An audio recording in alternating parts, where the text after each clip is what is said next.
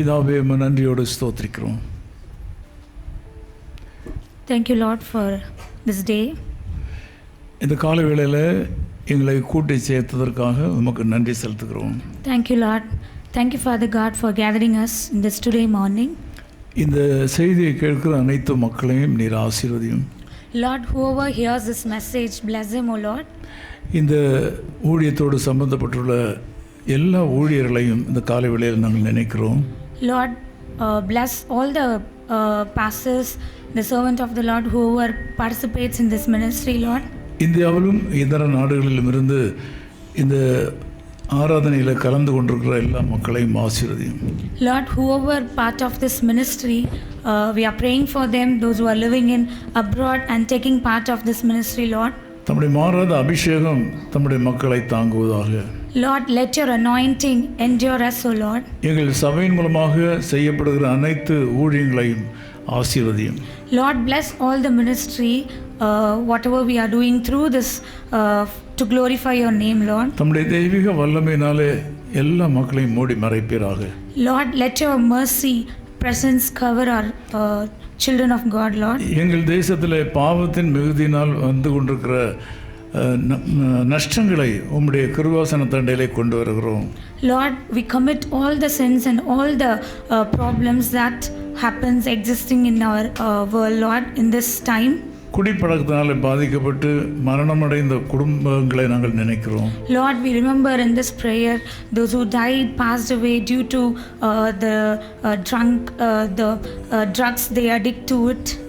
எங்கள் தேசத்திலே உள்ள கஷ்டங்கள் மாறும்படியாக நாங்கள் ஜெபிக்கிறோம். Lord, please, we are praying for our countries, the peace, and Lord, the poverty, the reduction of the poverty. We are praying for that, oh Lord. இயேசு கிறிஸ்துவின் நாமத்தில் ஜெபிக்கிறோம் பிதாவே. In Jesus' name we pray. Amen. நமது ஆண்டவரும் இரட்சகருமாகிய இயேசு கிறிஸ்துவின் நாமத்தில் உங்களை அன்புடன் வாழ்த்துகிறேன். I greet you all in the matchless name of our Lord Savior Jesus Christ. இந்தியாவில் இதர நாடுகளிலேயும் நம்முடைய ஊழியங்களோடு சம்பந்தப்பட்டுள்ள மக்களுக்காக நான் கர்த்தரை ஸ்தோத்திரிக்கிறேன். I thank and praise God for all the people who were taken part of this ministry from all the places in the world. ஊழியத்துள்ள ஏராளமான பகுதிகளிலே ஆண்டவருடைய பிரசன்னம் கூட இருப்பதற்காக நாம் ஆண்டவருக்கு நன்றி செலுத்த கடமைப்பட்டிருக்கிறோம். We have to be thankful for God because He has blessed us in all parts of our ministry. நீங்கள் எல்லாரும் இந்த ஊழியத்திற்காக ஜெபிக்கிறதற்காக நான் கர்த்தரை ஸ்தோத்திரிக்கிறேன். I thank you all for praying for this ministry. இன்னும் தொடர்ந்து உங்கள் பொறுப்புகளை நீங்கள் நிறைவேற்ற உங்களை அன்பாய் கேட்டுக்கொள்கிறேன். I encourage you all to continue our service towards this ministry. இன்றைக்குள்ள செய்தியை நீங்கள் கருத்தாக கவனிக்க வேண்டும். I encourage you all to listen today's sermon carefully. அப்போ யோவானன சுவிசேஷத்தில் 9ஆம் அதிகாரம். For today's meditation, kindly turn your Bible into John chapter 9. முதல் 3 வசனங்களையும் நாம் படிக்கும்போது ஒரு கேள்வியோடு இந்த பகுதி ஆரம்பிக்கிறது. Let me read for you first 1 to 3 verse. இங்கே 1-3 வரையில் நான் படிக்கிறேன். Let me read from 1 to 3. அவர் அப்புறம் போகையில் பிறவிக்குருடனாகிய ஒரு மனுஷனை கண்டார். அப்பொழுது அவருடைய சீஷர்கள் அவரை நோக்கி, ரபி, இவன் குருடனாய் பிறந்தது யார் செய்த பாவம்? இவன் செய்த பாவமோ இவனை பெற்றவர்கள் செய்த பாவமோ என்று கேட்டார்கள். இயேசு பிரதியுத்தரமாக, அது இவன் செய்த பாவமும் அல்ல, இவனை பெற்றவர்கள் செய்த பாவமும் அல்ல, தேவனுடைய கிரியைகள் இவனிடத்தில் வெளிப்படும்படி இப்படி பிறந்தான் என்று வேதம் சொல்கிறது.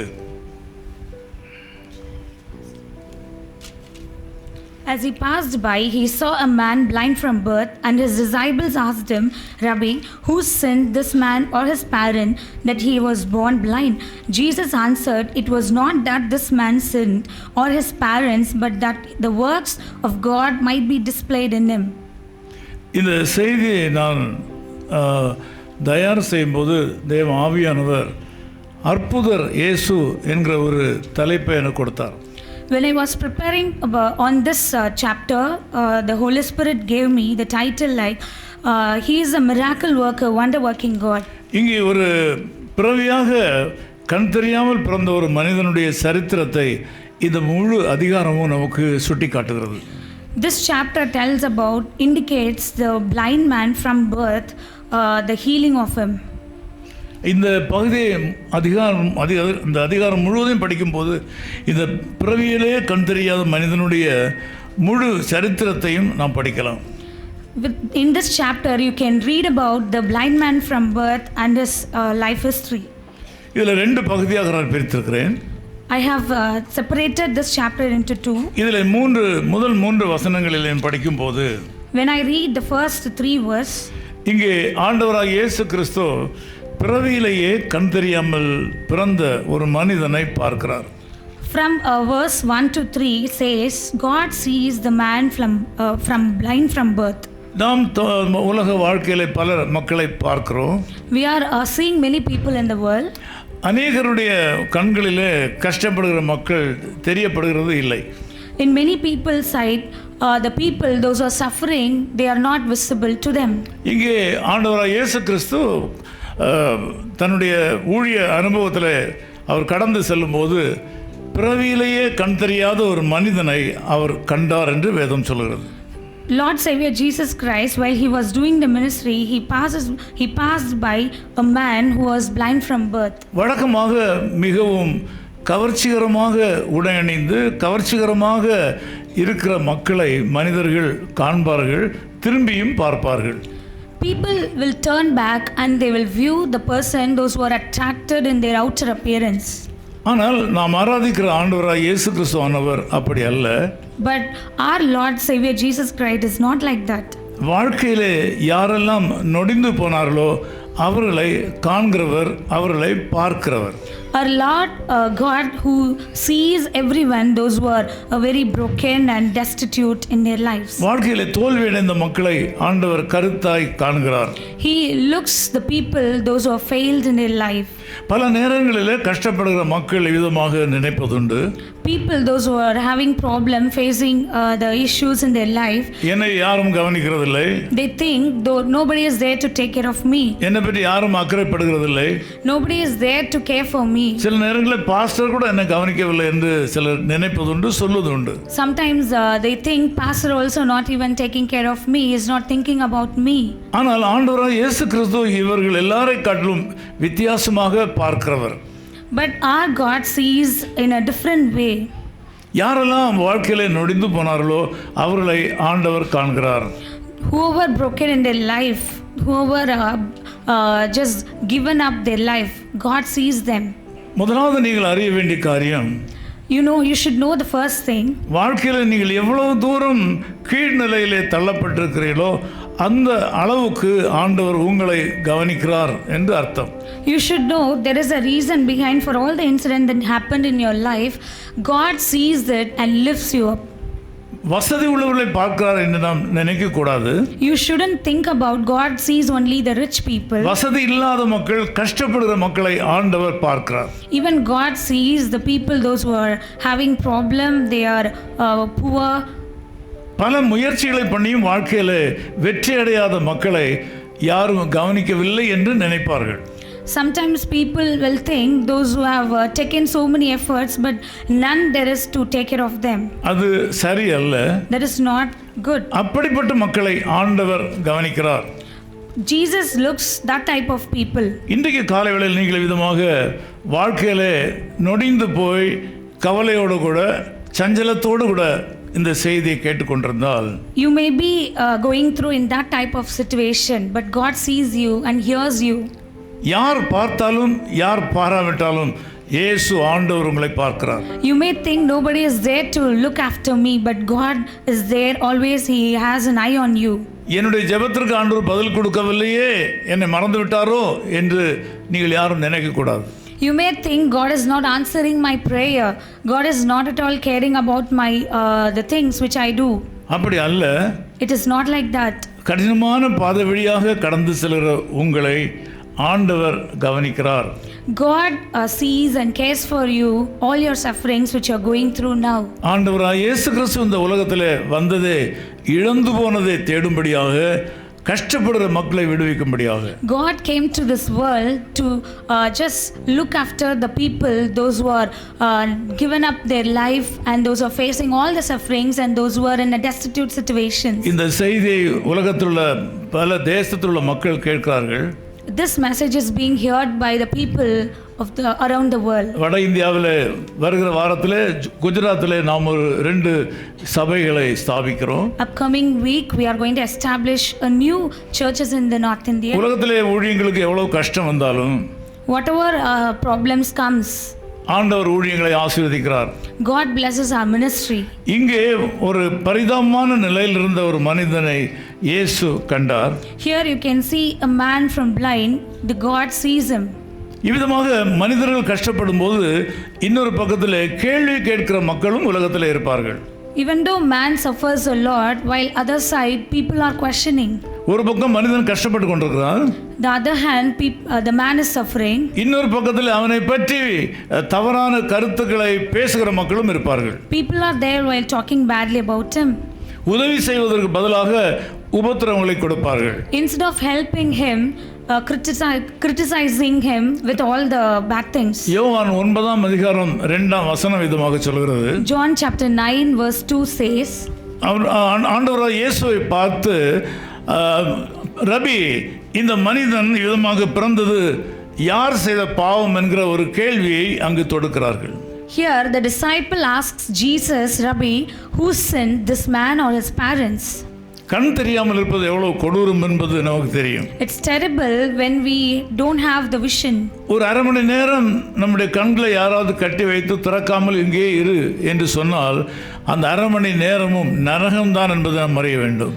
If anybody ties our eyes for an half an hour and asks us to sit for a while, it is little terrible for us to be there. ஆனால் வாழ்நாள் முழுதும் கண் தெரியாமல் இருப்பது அது கஷ்டமான காரியம். But this man is facing difficulty since he's lost his eyes from இப்படி ஒரு மனிதன் கஷ்டப்பட்டு கொண்டிருக்கிற அதே நேரத்தில் like suffering a man like this. இன்னும் சிலருக்கு சில கேள்விகள் வந்திருக்கின்றன. Few got a question. இவன் இந்த கஷ்டத்துக்கு காரணம் இவன் செய்த பாவமோ அல்லது இவனை பெற்றவர்கள் செய்த பாவமோ என்கிற ஒரு கேள்வியை ஆண்டவரிடத்தில் கேட்கிறார்கள். For his sufferings, they are questioning Jesus, his sin or his parents' sin. இந்த காலவேளையில் கூட நீங்கள் யோசித்துக் கொண்டிருக்கலாம். In this morning you may think, தொடர்ந்து என்னுடைய தனிப்பட்ட வாழ்க்கையில் குடும்ப வாழ்க்கையில் ஏற்படுகிற கஷ்டத்துக்கு காரணம் என்னவோ தெரியவில்லையே என்று நீங்கள் யோசித்துக் கொண்டிருக்கலாம். You may wonder about continuously I'm going through so many problems and trials. இது என்னுடைய பாவமோ அல்லது என்னுடைய மூதாதையருடைய பாவமோ என்று சொல்லி கூட நீங்கள் யோசித்துக் கொண்டிருக்கலாம். You may think, is it my sin or it's just continuing after generation after? இப்பொழுது நீங்கள் ஒரு சத்தியத்தை அறிய வேண்டும். Now you should know the doctrine. உங்கள் வாழ்க்கையில் இருக்கிற கஷ்டங்கள் எல்லாவற்றுக்கும் ஒரு பின்னணி இருக்கிறது. For all the incidents in your life, there is a reason behind it. அந்த காரணம் என்னவென்றால் வேதம் சொல்கிறது, தேவன் தம்முடைய நாமத்தை உங்கள் மூலம் மகிமைப்படுத்தும்படியாக உங்களுக்கு சில கஷ்டங்களை அனுமதிக்கிறார். There are so many trials and sufferings we may go through. There is a reason for it to display God's work in that. இதை புரிந்து கொள்வது எளிதல்ல.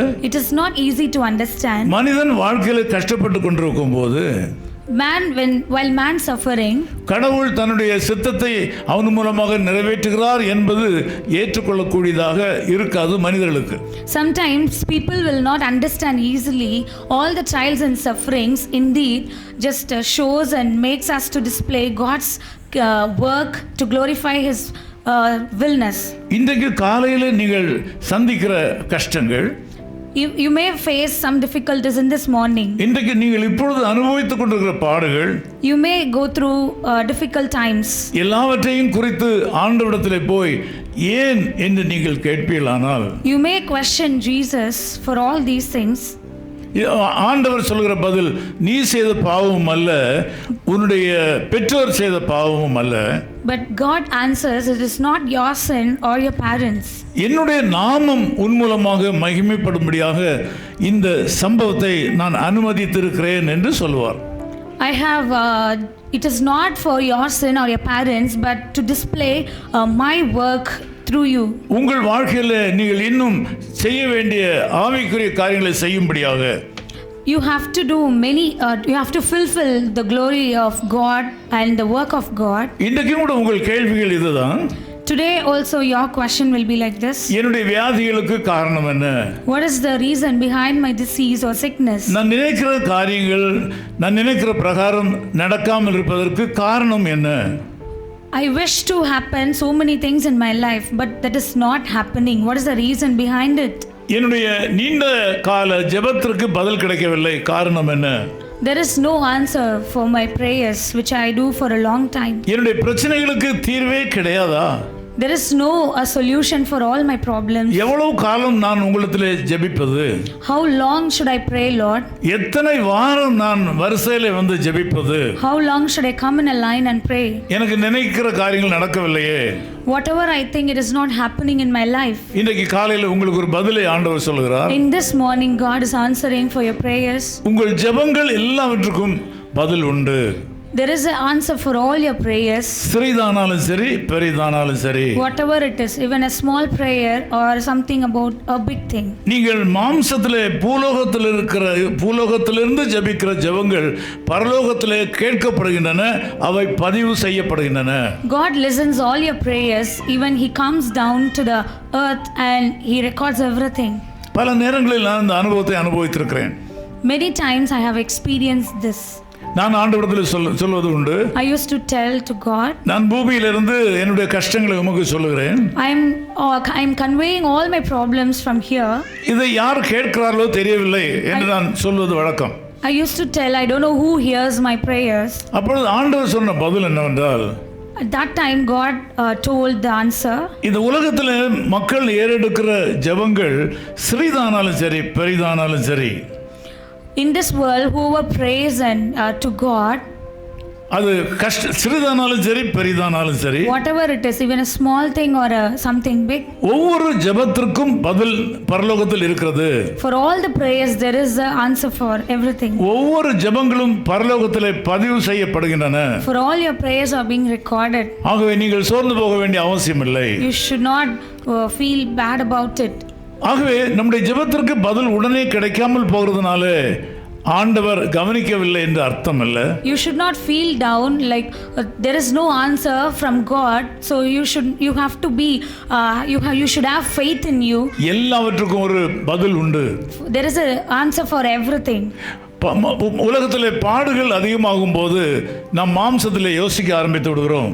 When the increasing of the difficulties in our life, we may think through our own mind. நீண்டகால கஷ்டங்கள் நம்மை பின்மாற்றத்திற்கு வழி நடத்துகிறது. Sometimes people will backslide because due to their unanswering prayers. கஷ்டங்கள் பெருகும்போது ஜெபம் குறைகிறது. When they see many problems in their lives, they reduce the prayer time. வேத வாசிப்பு குறைகிறது. They reduce their Bible reading time. சிலர் தங்கள் ஊழியத்தை நிறுத்துகிறார்கள். Some may stop to do the work of God. அவர்கள் செய்ய முடியாத காரியங்களுக்கு பல காரணங்களை சொல்கிறார்கள். They will excuse for so many reasons. வாழ்க்கையிலே நாம் நினைக்கிற காரியங்கள் நிறைவேறாத பட்சத்தில் அவை எல்லாவற்றையும் ஏற்றுக்கொள்ள முடியாது.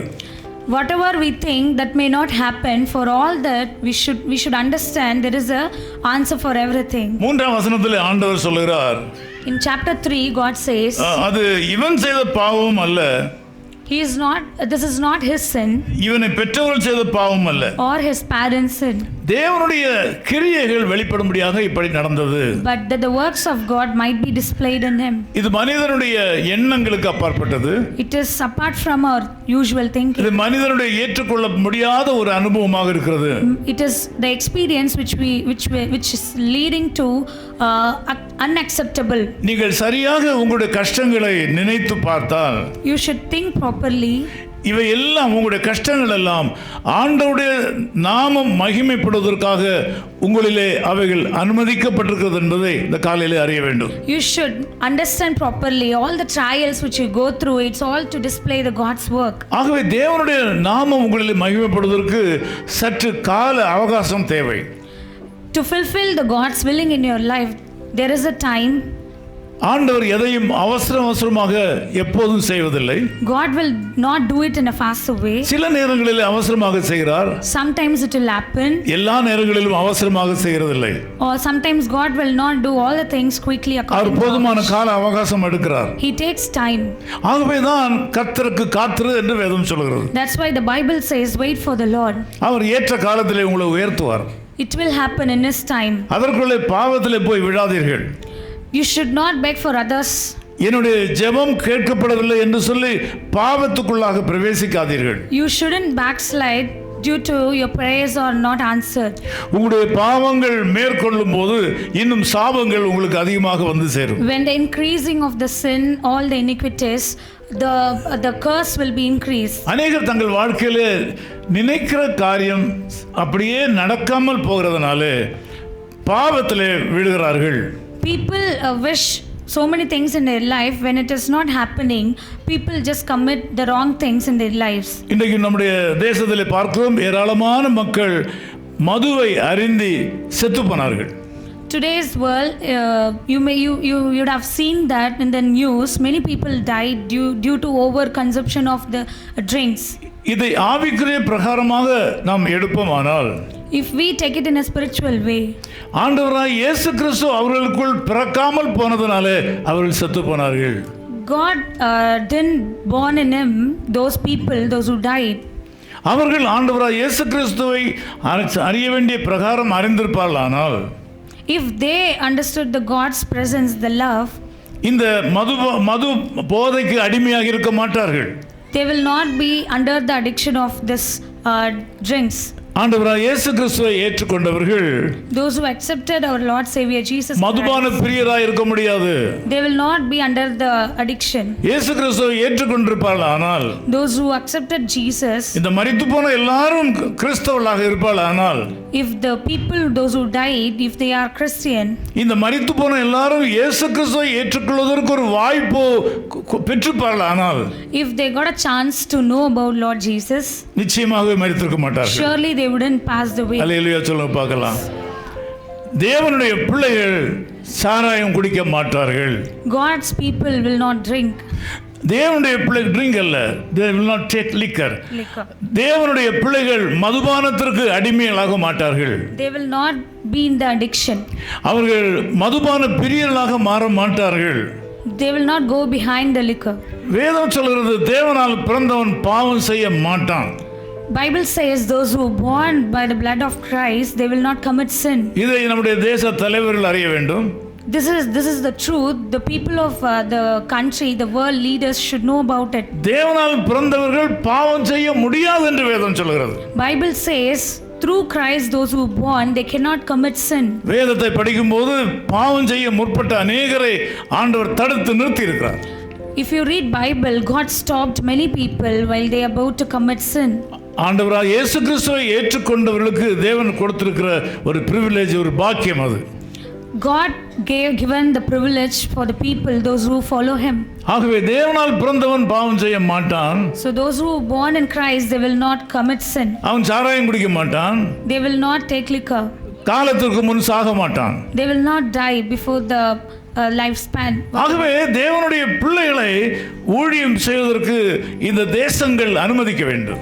So the world should allow the people of God to work. சுவிசேஷத்தை பிரசங்கிக்காதே என்று சொன்னால் இப்படிதான் நாடு அழிந்து கொண்டே இருக்கும். If they say you should not spread the gospel, நாம் எந்தெந்த இடங்களிலே சபைகளை ஸ்தாபித்திருக்கிறோமோ அந்தந்த இடங்களிலே ஏராளமான குடிக்கிற பழக்கத்தில் இருக்கிற மக்கள் விடுதலை அடைந்திருக்கிறார்கள். wherever we established our church, people those who were under the addiction, they are free now.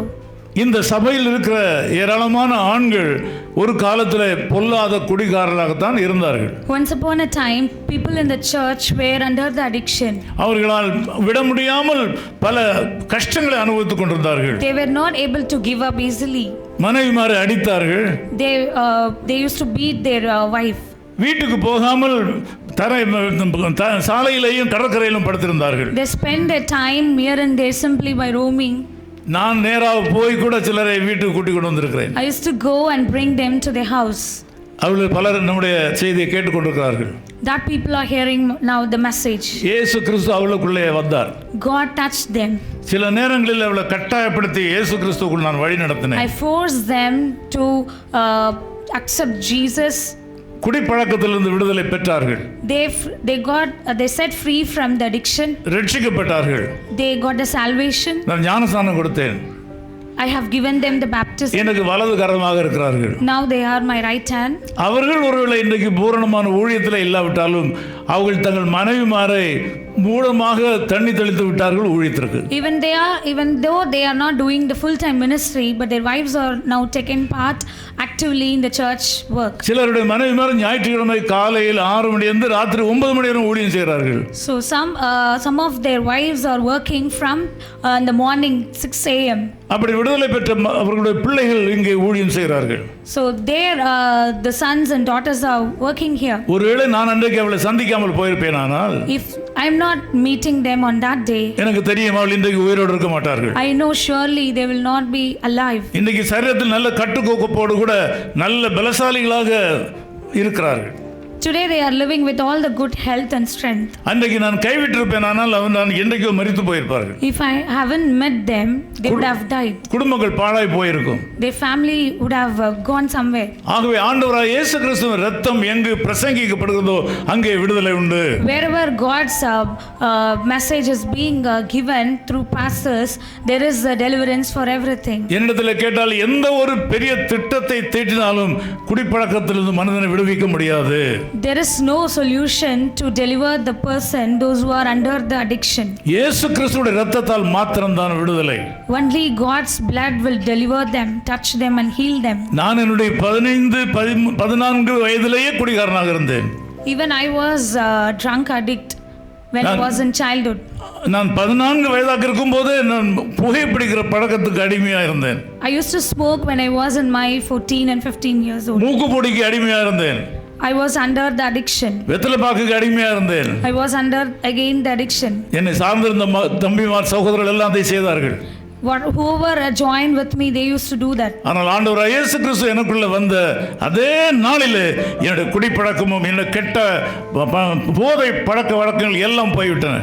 When God touched me and met me, I just gave up all the bad habits, the addictions. ஆகவே போதை பழக்கத்திலிருந்து விடுதலை பெறுவதற்கு எந்த மருந்தும் எந்த திட்டமும் செயல்படாது.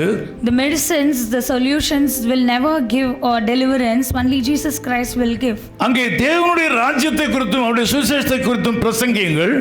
We have to spread the gospel of Jesus. We have to preach the kingdom of God. அந்த இடங்களில் ஊழியம் செய்கிற ஊழியக்காரர்களை ஊழியம் செய்ய விடுங்கள். You have to enable the servant of God to spread the Jesus love. அவள் வீடு வீடாக சென்று கைப்பிரதிகளை கொடுக்கட்டும்.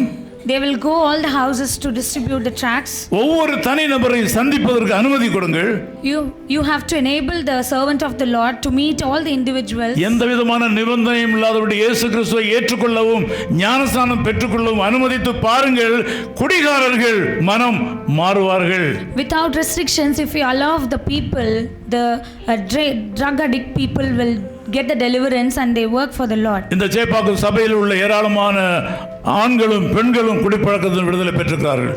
In this Chepok, in the church, many got deliverance from the addiction. பெண்களும் கூட கூடி இருந்து குடித்தவர்கள் நம்முடைய சபையில் இருக்கிறார்கள். Even women are like that under the addiction. காலங்கள் மாறி போய் எல்லாரும் குழுவாக ஊழியம் செய்கிற காலத்தை ஆண்டவர் கொடுத்திருக்கிறார் என்றால் அது இயேசு கிறிஸ்துவின் சுவிசேஷம், இயேசு கிறிஸ்துவின் சுவிசேஷம் மாத்திரமே. Only God's love and everything touched them and healed them. Now they are working actively for God. இந்த தேசத்தில் ஒரு 5 வருஷ காலம் நீங்கள் சுவிசேஷத்தை பிரசங்கிப்பதற்கு உங்களுக்கு வாய்ப்பு கொடுக்கிறோம் என்று இந்த தேசத்தில் ஒரு அனுமதியை கொடுப்பால், ஆனால் இந்த தேசம் ஒரு பாக்கியமுள்ள குடிப்பழக்கம் இல்லாத ஒரு தேசமாக மாறும் என்கிறதுல எவ்விதமான சந்தேகமும் இல்லை. There is no doubt if they enable for 5 years to spread the gospel, there is assurance there. People will be not under the addiction. என்னோடு கூட இருந்த நண்பர்கள் பல மருந்துகளை எடுத்து பார்த்தார்கள். My friends used to take many medicines. பல தெய்வங்களை நாடி பார்த்தார்கள். They used to approach many gods. குடிப்பழக்கத்தில் விடுதலை பெற முடியவில்லை. But they were not come out of the addiction. இயேசு கிறிஸ்து மாத்திரம்தான் குடிப்பழக்கத்திலிருந்து ஒருவனை விடுதலையாக்க முடியும். Only Jesus can deliver them. அதற்கு நான் சாட்சியாக இருக்கிறேன். For that I am the testimony. என்னுடைய தகப்பனார் பட்டாளத்தில் இருந்தார். My father used to in the city. நான் சிறுவயனாக இருக்கும்போது ஏராளமான விலை உயர்ந்த பொருட்களை வீட்டில் வைத்துவிட்டு பட்டாளத்துக்கு போய்விடுவார். So from the military, my father used to keep many expensive things. அது என்னதான் இருக்கிறது என்று சொல்லி பரிசோதித்து பார்த்து நான் அதுக்கு அடிமையாகி விட்டேன். I used to check what is that. So after came to know about it, I was under the addiction. ஒரு வாலிப வயதில் வருவதற்கு முன்னதாக அந்த பழக்கம் எனக்கு வந்தது. Before I was in teen, I was under the addiction. அந்த காலத்தில் ஏராளமான வியாதிகள் வந்தன. Those days many diseases came. பலவீனம் என்னை தாக்கியது. Many weakness I was suffering from. இயேசு கிறிஸ்து எனக்குள்ளே வந்த வேளையிலே அந்த ஆசை என்னை விட்டு போய்விட்டது என்று 100% நான் சொல்ல முடியும். God removed all the desires towards that and touched me and healed me. ஆகவே அந்த பழக்கத்திலிருந்து ஆண்டவர் விடுதலை கொடுத்தார். So God delivered me from that. ஆகவே இந்த காலவேளையிலே ஆண்டவராகிய இயேசு கிறிஸ்துவை ஏற்றுக்கொள்ளும் போது இந்த தீய பழக்க வழக்கங்களிலிருந்து நாம் விடுதலை பெற்றுக்கொள்ள முடியும் என்று நான் ஆணித்தரமாக சொல்லுகிறேன். When you accept Jesus, God will set you free from all the addictions. He will bless you. இந்த இயேசு கிறிஸ்து ஒரு மனிதனை சந்திக்கும் போது When God meets him, குடி பழக்கத்திற்கு வெறுப்பு ஏற்படுகிறது. there is he will hate about that bad habits. என்னிடத்தில் கேட்டால் சரீரத்தில் உள்ள செல்ஸ் கூட இந்த இயேசு கிறிஸ்து ரத்தத்தால் மாற்றப்படுகிறது. Even God will touch, when God touches the man, even his body cells will praise him, that will be transformed. இந்த மனிதன் கண் தெரியாத மனிதனை ஆண்டவர் கண்டார். God saw the blind man from birth. அவனுக்கு சுகமளிக்க வேண்டும் என்று ஆண்டவர் விரும்பினார். He wanted to bless him and heal him. ஆண்டவர் ஒரு முறையை கையாண்டார். God followed one method. இந்த வசனம் சொல்கிறது, 6ஆம் வசனம் சொல்கிறது, That verse 6 says, அவர் தரையிலே துப்பி உமிழ் நீரினால் சேறுண்டாக்கி அந்த சேற்றை குருடனுடைய கண்களின் மேல் பூசினார். He spit on the ground and made mud with the saliva. Then he anointed the man's eyes with the mud. இந்த வேத வசனங்களிலே சில மொழியாக்கங்கள் தவறாக இருக்கின்றன. கண் தெரியாதவர் என்று தான் மொழிபெயர்த்திருக்க வேண்டும். அதை குருடர் என்று சொல்லியிருக்கிறார். நாம் அந்த வார்த்தையை பயன்படுத்தக்கூடாது. There is a little difference in the translation. அது மாதிரியாக கைகால் சரியில்லாத ஆட்களை குறித்து வேதத்தில் சொல்லுகிற வார்த்தை ஒரு கஷ்டமான ஒரு வார்த்தை. The Bible says about the disabled people in a different ways. அதை சரீரத்தில் பலவீனமானவர்னு சொல்லி பழக வேண்டும். So we have to practice to say people those who are having difficulties in their health. இங்கே நாம் பார்க்கிறோம், ஆண்டவர் கண் தெரியாத ஒரு மனிதனை கண்ட வேளையிலே Here you can see that God saw a blind man from birth. அவனுக்கு சுகம் கொடுக்க வேண்டும் என்று ஆண்டவர் விரும்பினார். He liked and wanted to heal him. இந்த காலவேளையில் உங்களுடைய வாழ்க்கையிலும் இருக்கிற ஒரு கஷ்டத்தை நீக்க வேண்டும் என்று ஆண்டவர் விரும்புகிறார். In today's God wanted to touch you and heal you. நீங்கள் வாழ்நாள் முழுவதும் ஏதோ ஒரு வியாதியினாலேயோ அல்லது ஒரு தீய பழக்கத்தினாலேயோ அல்லது ஒரு சாபத்தினாலேயோ, வியாதினாலேயோ கெட்ட பழக்கத்தினாலேயோ அல்லது ஒரு தேவை மிகுந்த காரியத்தினாலேயோ பாதிக்கப்பட்டவர்களாக இருப்பதை ஆண்டவர் விரும்புகிறதில்லை. God like the situations where you are going through the sufferings, you may under the addiction. நீங்கள் ஒரு தேவையோடு கூட வாழ்நாள் முழுவதும் வாழ வேண்டும் என்று ஆண்டவர் விரும்புகிறதில்லை.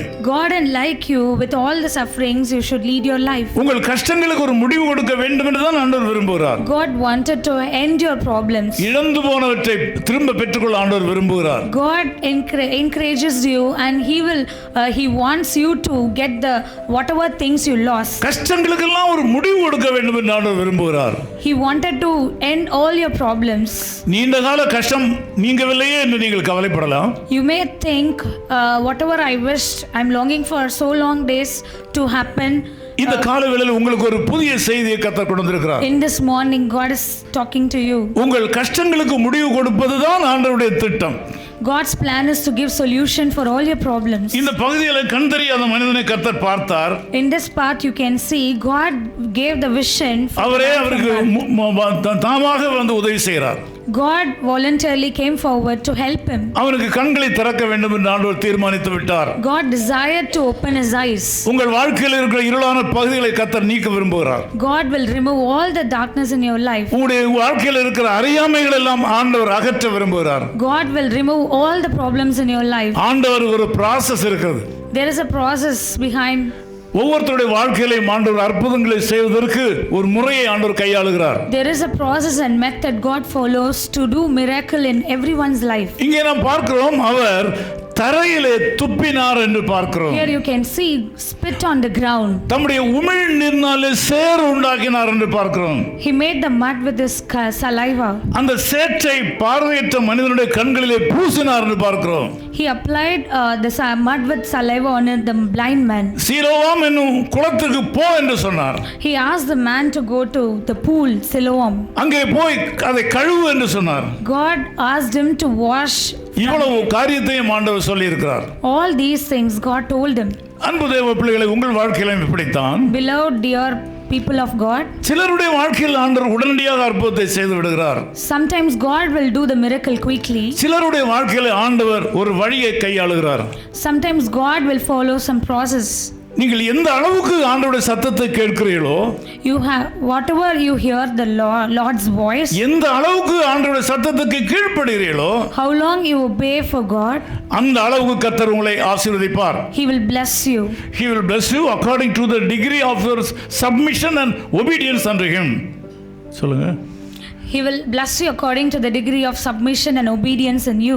நீங்கள் எந்த அளவுக்கு ஆண்டவருடைய சத்தத்தை கேட்கிறீர்களோ, நீங்கள் எந்த அளவுக்கு கர்த்தருடைய சத்தத்துக்கு கீழ்ப்படுகிறீர்களோ, அந்த அளவுக்கு கர்த்தர் உங்களை ஆசீர்வதிப்பார். He will bless you in abundance according to the degree of your obedience and the submission. ஆகவே நாம் ஆண்டவருக்காக அதிக கஷ்டப்படுகிறதுனால அது வேஸ்ட் என்று நினைக்க கூடாது. You should not think whatever you are going through, lots of difficulties, it is not waste. He can bless you according to the degree of your submission. He will bless you according to the degree of the submission. நீங்கள் எந்த அளவுக்கு கர்த்தருக்கு கீழ்ப்படுகிறீர்களோ, He will bless you according to the degree of submission. எந்த அளவுக்கு தேவ சத்தத்தை கேட்கிறீர்களோ, However you hear the God's voice, அந்த அளவுக்கு ஆண்டவர் அற்புதம் செய்வார். He will bless you according to that. சும்மா இருக்கிறவனுக்கு ஆண்டவர் அற்புதம் செய்கிறது இல்லை. He will not bless the people, those who are not working. கீழ்ப்படியாதவனுக்கு ஆண்டவர் அற்புதம் செய்கிறது இல்லை. He will not bless the people, those who are not following. தேவ சத்தம் கேட்காதவனுக்கு ஆண்டவர் அற்புதம் செய்வதில்லை. God will not bless the people, those who are not hearing God's voice. ஏதோ நான் ஜெபித்து விட்டேன் போகட்டும் என்று சொல்லி இஷ்டம் போல வாழ்கிறவனுக்கு ஆண்டவர் அற்புதம் செய்கிறதில்லை. God will not bless the people, those who are just like that, taking இது ஒரு things for பெரிய granted. ஆச்சரியமான ஒரு செய்தி இங்கே இருக்கிறது. It is a miracle news. கண் தெரியாத மனிதன் அவன் பாட்டுக்கு இருந்து கொண்டிருந்தான். The person was living his life just like that. அவன் வந்து ஆண்டவரை என்னை சுகப்படுத்தும் என்று கூட சொன்னதாக இங்கே படிக்க முடியவில்லை. Here the man didn't ask him to heal him. ஆண்டவர் இரக்கமுள்ளவர். God is merciful. இன்றைக்கு கூட உங்கள் பிரச்சனைகளை நீங்கள் சொல்ல தெரியாமல் இருக்கலாம். You may not know how to express all your problems. உங்கள் வாழ்க்கையில் இருக்கிற கஷ்டங்களை சொல்லி ஜெபம் பண்ண உங்களுக்கு தெரியாமல் இருக்கலாம். You may not know express all your difficulties to God. இது எப்படி ஆண்டவரிடத்தில் கொண்டு செல்வது என்று தெரியாமல் இருக்கலாம். You may not know how to take all these things to God. அல்லது இதை என்னுடைய கஷ்டங்களை நான் எங்கே ஆரம்பித்து எங்கே முடிப்பேன் என்று சொல்லி பெரிய லிஸ்டே இருக்கிறது என்று சொல்லி நீங்கள் ஆண்டவரிடத்தில் பேச முடியாமல் தவித்துக் கொண்டிருக்கலாம். You may not in the situation where you cannot express all your problems. Where should I start? ஒரு நல்ல செய்தி, Today மௌனமாய் இருக்கிற உங்களை ஆண்டவர் காண்கிறார். God sees you through all this goodness. கண் தெரியாமல் அவதிப்பட்டு கொண்டிருந்த அந்த மனிதனுடைய உள்ளத்தின் ஆழத்தை ஆண்டவர் அறிந்தார். God saw the man's heart. இன்றைக்கும் கூட உங்கள் இருதயத்திலே ஓடிக்கொண்டிருக்கிற கவலைகளை நீங்கள் குடும்பத்தாரிடத்திலே சொல்லாமல் இருக்கலாம். You may not open up to your family members whatever you are thinking about it or whatever you are having the problems in your heart. அவற்றை சொல்ல முடியாமலும் இருக்கலாம். You may not able to express them. சில காரியங்களை சொன்னால் கதை கெட்டு போகும். Sometimes if you open up, that will just go in a waste. உண்மையான கஷ்டங்களை மனிதனிடத்தில் சொன்னால் அதனால பெரிய பிரச்சனைகள் வந்துவிடும். If you open up, you may tend to face some difficulties. உங்கள் இருதயத்துக்குள்ளே குமுறிக் கொண்டிருக்கீங்களா? You may have the heavy heart in you. நீங்கள் யோசித்து பாருங்கள், நீண்ட காலமாக கண் தெரியாத ஒரு மனிதன் அவன் கண் தெரிய வேண்டும் என்று விருப்பமே இல்லாமல் ஒரு இடத்துல உட்கார்ந்து கொண்டிருக்கிறான். You can see here the man would have not get any desires, sitting simply there without asking for any healing. ஒருவேளை பல முயற்சிகளை எடுத்திருக்கலாம். Maybe he would have taken some efforts. யாராவது சில இடத்துல சொல்லி இருக்கலாம். Somebody would have told that. சொல்லி என்ன பலன் என்று சொல்லி சொல்லாமலும் இருக்கலாம். So if we say what is the use? இந்த காரியங்களை நான் அனுபவித்து உங்களுக்கு சொல்லுகிறேன். I'm experienced and I'm conveying to you. நம்முடைய உள்ளத்தில் இருக்கிற கஷ்டங்களை மற்றவர்களிடத்தில் சொல்லுகிறதுனால ஒரு லாபமும் கிடையாது. If we say our problems to others, there is no use. நம்முடைய மரியாதை தான் கெட்டு போகுமே தவிர It is little dangerous for our self-respect. நம்முடைய கஷ்டங்களை மனிதனிடத்தில் சொல்லும்போது நாம் ஒரு எதிராளியை நாம் உருவாக்குகிறோம் என்று அர்த்தம். If we convey all our problems, we itself creating a enmity. நம்மை குறித்த எல்லா காரியங்களும் ஒரு மனிதனிடத்தில் சொன்னால் நாம் ஒரு சரியான எதிராளியை நாம் உருவாக்கி வைத்திருக்கிறோம் என்று அர்த்தம். If we open up everything, we are creating our own enemy. என்னுடைய தனிப்பட்ட வாழ்க்கையில் என்னுடைய பலவீனங்கள் தெரியாது யாருக்கும். From my life, I never open up all the weakness, whatever the problems I go through. எனக்கு தேவன் கொடுத்திருக்கிற அதிகாரங்களும் வல்லமைகளும் கூட யாருக்கும் நான் சொல்லுகிறதில்லை. I never open up the God's power and the God's authority given to me. இவற்றை சொல்லுகிறதுனால நமக்கு நஷ்டம் தான் வரும். If I open up, there is a loss. ஏனென்றால் நாம் ஒரு பொல்லாத உலகத்தில் வாழ்கிறோம். We are living in this evil world. ஆனால் நம்முடைய உள்ளத்தில் இருக்கிற குமுறல்களை, டெஸ்பாண்டன்சிஸ், ஏக்கங்களை அறிந்திருக்கிற ஆண்டவர் இருக்கிறார். God knows our longing, everything, whatever we feel. நம்முடைய வாழ்க்கையில் இருக்கிற கவலைகள் இருதயத்துக்குள்ளாக குழப்பத்தை உண்டு பண்ணுகிற வேதனைகளை மனிதர்கள் அறிய மாட்டார்கள், அவர் அறிவார். God knows all our the confused mind and all our heavy hearts. அவர் உங்களை நேசிக்கிறார். He loves you. அந்த மனிதனை ஆண்டவர் நேசித்தார். He loved that man. அவன் ஒன்றும் பேசவில்லை. He didn't open up anything. அவனுக்கு ஒன்றும் கேட்கவும் இல்லை. He didn't ask anything. அவன் இருதயத்துக்குள்ளே நொந்து கொண்டிருந்தான். He was having the heavy heart. அவனுடைய ஜெபமும் அவனுடைய இருதயம்தான். He was having the prayer in his heart. அவனுடைய ஆசையும் அவனுடைய இருதயம்தான். He was having all the desires அவனுடைய in his heart. எண்ணங்களும் அவனுடைய இருதயம்தான். He had all the thoughts in his heart. அவனுடைய சிநேகிதனும் அவனுடைய இருதயம்தான். His best friend is his heart. குமரிக் கொண்டிருந்த மனிதனை கர்த்தர் கண்டார். God saw the man who was in the suffering. ஆண்டவர் அவனை நேசித்தார். God loved him. ஆண்டவர் அவனை அழைத்தார். God called him. அவனை கண்களுக்கு சுகம் கொடுக்க வேண்டும் என்று ஆண்டவர் தீர்மானித்து விட்டார். He wanted to heal him. He decided and called him. இந்த செய்தியை கேட்கிற அன்பு சகோதரனே, Those who are hearing this message, beloved அன்பு சகோதரியே, brothers, sisters, உங்கள் வாழ்க்கையில நீண்ட காலமாக இருக்கிற ஒரு பிரச்சனைக்கு இன்றைக்கு ஆண்டவர் முடிவு கொடுக்க விரும்புகிறார். God wanted to give you a solution for the long time you are going through. நீங்கள் பலரிடத்தில் சொல்லி சொல்லி சோர்ந்து போனீர்கள். You may felt weak or you may feel down after saying all those your problems. ஜெபம் பண்ணி சலித்து போனீர்கள். After praying so long time, you would have given up. இனிமேல் யாரிடத்திலும் சொல்ல போறது இல்லை என்று நீங்கள் தீர்மானித்து You விட்டீர்கள். may decide hereafter I will not open up anything to anyone. உங்கள் இருதயத்துக்குள்ளே வைத்து வேதனைப்பட்டு கொண்டிருக்கிறீர்கள். You may keep all those heavy things in your ஏன் இப்படி heart. நடந்தது? Why it should happen? நான் என்ன பாவம் செய்தேன்? What I did? என்னை விட பொல்லாதவர்களெல்லாம் சுகமா இருக்கிறார்கள். People are there, those who are doing wrong things, they are. என்னை விட மோசமான மனிதர்கள் எல்லாம் இன்னைக்கு சந்தோஷமா இருக்கிறார்கள். The evil people are enjoying their life. நானோ கவலையோடு இருக்கிறேன். But I am living with distress. நானோ தூக்கம் இல்லாமல் இருக்கிறேன். Without sleep, I am just living my life. நானோ காசு பணம் இல்லாமல் கஷ்டப்பட்டு கொண்டிருக்கிறேன். I am suffering a lot. ஆண்டவரே என்று சொல்லி இருதயத்துக்குள்ளே வேதனைப்பட்டு கொண்டிருக்கிற என் அன்பு தம்பி தங்கச்சி என்ற காலையிலே இயேசு கிறிஸ்து தம்முடைய அன்பு நிமித்தமாக உன்னை தேடி வந்திருக்கிறார். Through his love, God is going to heal you and touch you. He wanted to do great things in your life. ஆண்டவர் தரையிலே துப்பினார் என்று வேதம் சொல்கிறது. The Bible says God spit on the ground. ஏன் துப்ப வேண்டும்? Why he has to spit? வேறு வழியே இல்லையா? Is there any way? No way. வேதம் சொல்கிறது உமிழ் நீரினால் சேறு உண்டாக்கினார் என்று வேதம் சொல்கிறது. He made the mud with saliva. அந்த சேற்றை பார்வையற்றவனுடைய மனிதனுடைய கண்களிலே பூசினார் என்று கர்த்தருடைய வார்த்தை சொல்கிறது. The Bible says he made the mud with the saliva and applied on the blind man from birth. பல நேரங்களிலே தேவன் தம்முடைய பிள்ளைகளை இப்படித்தான் அவர்கள் விரும்பாத காரியங்களை செய்ய வைக்கிறார். Sometimes God lead his people to do the things which they were not wish. மனிதருடைய பார்வையிலே அருவருப்பான காரியங்களை ஆண்டவர் செய்யும்படி தம்மால் நேசிக்கப்படுகிற மக்களை அனுமதிக்கிறார். Sometimes God lead the people to do the things which they not to wish to do in front of others. கண் தெரியாத மனிதன் நிம்மதியாக இருந்தான். The blind man just sat simply. உலக பிரகாரமாக சொல்லப்போனால் கண் தெரியாத மனிதனை இப்பொழுது இயேசுநாதர் பைத்தியக்காரனாக்கி விட்டார். According to the world says, no, if we say the man was blind, but God delivered him. Now he is little crazy and mad. இது கண் தெரியாத மனிதனுக்கு நான் நண்பனாக இருப்பேன். ஆனால் if I am a friend of that blind man, நான் என்ன சொல்வேன் தெரியுமா? what I will say, அப்பா தம்பி, கண் தெரியாமல் சும்மா இருந்து கொண்டிருந்தாய். Without vision, you were sitting simply. நீ வரதும் தெரியாது, போறதும் தெரியாது. If you come and go, none of them notice. யாருக்கும் தொல்லை கொடுக்கறதில்லை. You never given any difficulties. இயேசுநாதர் வந்தாரு. God came, Jesus Christ உன்னை came. பைத்தியக்காரனாக்கி விட்டார் என்று நான் சொல்லுவேன். He made you crazy. அன்பு தேவ பிள்ளைகளை, அநேக நேரங்களிலே தேவன் செய்கிற காரியங்கள் இந்த உலகத்துக்கு பைத்தியமாகத்தான் தோன்றும். And many times God does miracle in many people's life, but according to the world people, it may look different. It sounds different. இந்த ஆண்டவர் தன்னுடைய வாயிலிருந்த உமிழ் நீரை தரையிலே துப்பி அதை தம்முடைய கையினாலே எடுத்து கண் தெரியாதவனின் முகத்திலே பூச வேண்டுமானால் அதில் பெரிய ஞான அர்த்தம் இருக்கிறது. There is many things behind the miracle. God spit on the ground and took the mud with the saliva and applied on his face. எனக்கு நல்ல ஞாபகம் இருக்கிறது. I remember. நான் நீண்ட காலமாக என்னுடைய தாய்க்கு ஒரே மகனாக இருந்தேன். For a long time I was a child for my mother. நான் வயது வந்ததுக்கு அப்புறம் தான் எனக்கு ரெண்டாவது தம்பி பிறந்தார்.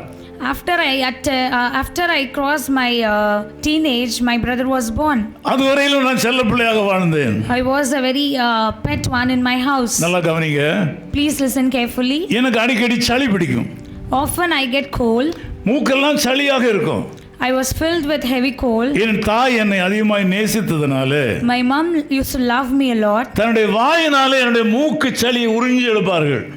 She used to get clear all the heavy cold that segregates in my nose with her mouth. இந்த அனுபவம் எத்தனை பெற்றோர் தாய்மாருக்கு அனுபவம் இருக்குது எனக்கு தெரியாது. I don't know how many of the mother used to have this experience. இந்த மூக்கிலே தன்னுடைய வாயை வைத்து என்று ஊதி உறிஞ்சி எடுப்பார்கள். My mother used to blow through my nostrils and remove all the cold. அந்த காலத்திலே அமிர்தாஞ்சன் கிடையாது. Those days there is no amirdanjan. வேறு மாத்திரைகள் கிடையாது. There is no medicine. வேறு எந்த வழியும் கிடையாது. There is no other way to remove. என் மேல் வைத்த அன்பினாலே Mom loved me a lot. என்னுடைய மூக்கில் உள்ள சளியை என்னுடைய தாயார் உறிஞ்சி எடுத்தார்கள். She removed in that way. இன்றைக்கும் கூட ஆண்டவராகிய இயேசு கிறிஸ்து இந்த கண் தெரியாத மனிதன் மேல் வைத்த அசைக்க முடியாத அன்பினாலே Today you can see how God loved him. அவனுக்கு ஒரு சுகத்தை கொடுக்க வேண்டும் அவர் தீர்மானித்து விட்ட அப்படினாலே He decided to heal him. அவன் ஆண்டவர் தன்னுடைய உமிழ்நீரை துப்பினார். He made the saliva, he made the mud with the saliva. மண்ணிலே அதை சேருண்டாக்கினார். He mixed and made the mud with the saliva. அதை எடுத்து அவனுடைய கையில் கண்ணிலே பூசினார். He took it in his hands and applied on his face. அவன் அதை ஏற்றுக்கொண்டான். He accepted that. என்னை கேட்டுக்கொண்டிருக்கிற சகோதரனே, Beloved dear brothers and அன்பு sisters, சகோதரியே, dear sisters, நல்லா கவனிக்கிறீங்களா? please listen carefully. சும்மா கண் தெரியாமல் உட்கார்ந்திருந்த மனிதனை கூப்பிட்டு He was simply sitting without vision. மண்ணிலே துப்பி He called and he spit on the அந்த ground. துப்பல்ல வந்த உமிழ்நீர்ல வந்த சேரை எடுத்து கண்ணில் பூசி He made the mud with the saliva and applied. அவனுக்கு ஒரு வேலையை கொடுத்தார். God gave one work for him. ரொம்ப கஷ்டமான வேலை. It is very difficult. சில நேரங்களில் ஆண்டவர் நமக்கு கொடுக்கிற கட்டளைகள் பைத்தியக்காரத்தனமாக தான் தோன்றும். Sometimes God gives us the work which never sounds good. தேவ சத்தத்தை நாம் கேட்கும்போது சில நேரங்களிலே நாம் பைத்தியக்காரலை போல மாறிவிடுவோம். When we obey the God's word, we may look different. ஆகவே ஆண்டவராகிய இயேசு கிறிஸ்துவுக்கு நீங்கள் பைத்தியக்காரராக வேண்டும். The God made the man little crazy and different. இயேசு கிறிஸ்து சொல்வதை நீங்கள் கேட்டு அதன்படி நடக்கும்போது இந்த உலகத்துக்கு அது பைத்தியக்காரத்தனமாக தோன்றும். When you obey God, the world may look at you in a different way. இந்த சபையில கூட சிலர் பைத்தியக்காரர்களாக இருக்கிறார்கள். In this church also some people are little crazy. அவருக்கு காலையில் எழும்பினதிலிருந்து தூங்குறது வரையிலும் அது திங்கட்கிழமையாக இருந்தாலும் சரி ஞாயிறாக இருந்தாலும் தேவனுடைய ஊழியமே அவருடைய கண் முன்னாலே நிற்கிறது. Whatever days in the working days, they work for God in all the days. எந்த நேரத்தில் அவர்கள் அழைக்கப்பட்டாலும் whenever they are called, அவர்கள் தேவனுடைய ஊழியத்துக்கு வந்து நிற்பார்கள். they will come to do for the God's kingdom. ஞாயிற்றுக்கிழமையில வேற வேலையே செய்கிறதில்லை. They will never do any other work on Sundays. குடும்பத்தை கவனிக்கிறதில்லை. They never take care of the family. மனைவிமாரை கவனிக்கிறதில்லை. They will never look after the wife. பிள்ளைகளை பார்க்கிறதில்லை. They never care for their children. மனைவிமார் கணவன்மாரை பார்க்கிறதில்லை. The wives will not care for ஆலயம், the church, ஊழியம், the ministry, சிறுவர் ஊழியம், Sunday school ministry, ஆண்கள் ஊழியம், the boy, பெண்கள் ஊழியம், sisters ministry, வெளி ஊழியங்கள், the outside ministry, van, driver, petrol, diesel, petrol, diesel. இதுதான் அவள் கண் முன்னாலே நிற்கிறதே தவிர வேறு எதுவும் அவள் கண்களிலே தோன்றுகிறது இல்லை. These are all the things just comes in front of them. Other things will never come. அவளை பார்க்கிறவர்கள் என்ன நினைக்கிறார்கள்? இவர்களை எல்லாம் நீ பைத்தியக்காரனாக்கி விட்டாய் என்று இடத்துல சிலர் சொல்லுகிறார்கள். Those who are watching them, they are telling, they become crazy when they come on Sundays. நான் இந்த செய்தி நான் தேவ சமூகத்தில் காத்திருக்கும் ஆயத்தம் பண்ணும்போது தேவ ஆவியானவர் என்னிடத்தில் சொன்ன காரியம், God told me one thing while I was praying and waiting for God. போன வாரத்தில் ஒரு நண்பர் இடத்துல சொன்னார், Last week one of my friends told me, இந்த சபையில் அநேக ஞாயிற்றுக்கிழமை ஆராதனை முடிந்த உடனே வேகமாக வீட்டுக்கு ஓடி விடுவது வழக்கம். Here many people on Sundays they come and they go home after once the prayer gets over. இன்றைக்கு ஆராதனை முடிந்தால் குட்டி போட்ட பூனை போற. But here they are staying back. சுத்திக்கிட்டே வருவார்கள். Here itself they are roaming here and there and working something. கொஞ்ச நேரம் அந்த பக்கம் சுத்துவார்கள். Sometimes they roam around that side. அப்புறம் இந்த பக்கம் சுத்துவார்கள். Sometimes they roam here. கொஞ்ச பேர் மேலே சுத்துவார்கள். Sometimes people upstairs they do something. கீழே சுத்துவார்கள். Sometimes people do something down. இந்த ஆலயத்தின் மேலே அபிஷேகம் அவர்களை பரிபூர்ணமாக பைத்தியக்காரர்களாக்கி விட்டது. Anointing of this church made them to work crazily. வீட்டை நினைக்கிறதில்லை. They never think of their home. தங்களுடைய அடுத்த நாளுள்ள வேலையை நினைக்கிறதில்லை. They never think of the next day's work. பூரணமாக கர்த்தருக்குள்ளாக வந்து விட்டார்கள். Completely they have surrendered for the Lord. இங்கே ஒரு பைத்தியக்காரனை பார்க்கிறோம். Here you can see one man. அந்த பிறவியிலே கண் தெரியாமல் பிறந்தவன். He is born blind from birth. அவன் இயேசுநாதரிடத்தில் வந்த வேளையிலே அவன் ஒரு பைத்தியக்கார நிலைமைக்கு மாற்றப்பட்டான். When he came to God, God made him crazy. யாராவது இந்த காலத்தில் உமிழ்நாளை துப்பி மண்ணை எடுத்து சேருண்டாக்கி கண்ணிலே தடவினால் அனுமதிப்பார்களா? In this world, will anybody accept that making mud with the saliva? ஊசி போட்டுக்கோன்னு சொல்வார்கள். People will say you can take injections. எத்தனை ஆபரேஷன் பண்ணிக்கோன்னு சொல்வார்கள். You can go under several surgeries. எவ்வளவு பணமும் கொடுக்கிறேன்னு சொல்வார்கள். They are ready to give a lot. ஆனால் ஆண்டவர் சொல்கிறதை செய்ய மாட்டார்கள். But whatever God says, they are not ready to do. முழங்கால் நின்று ஜெபம் பண்ணு என்று சொன்னால் ஜெபம் பண்ண மாட்டார்கள். They will not.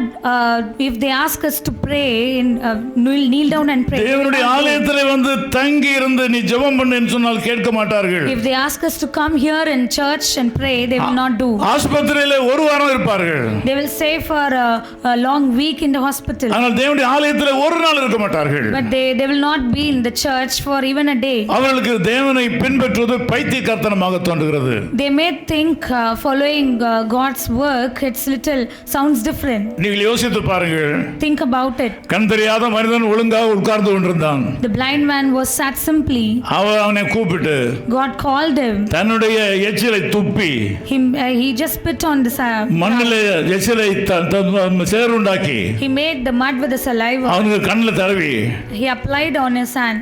ஒரு கிலோமீட்டர் தூரத்தில் இருக்கிற மவுண்ட் ரோடு பக்கத்தில் இருக்கிற அல்லது இங்க லாக் நகர்ல இருக்கிற அந்த கூவத்தில் போய் உன் கண்ணை கழுவிட்டு வா அப்படின்னு சொன்னால் எப்படி இருக்கும்?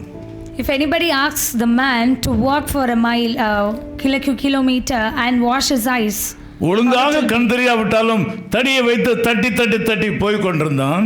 If the man was not having any vision, he was walking with difficulties.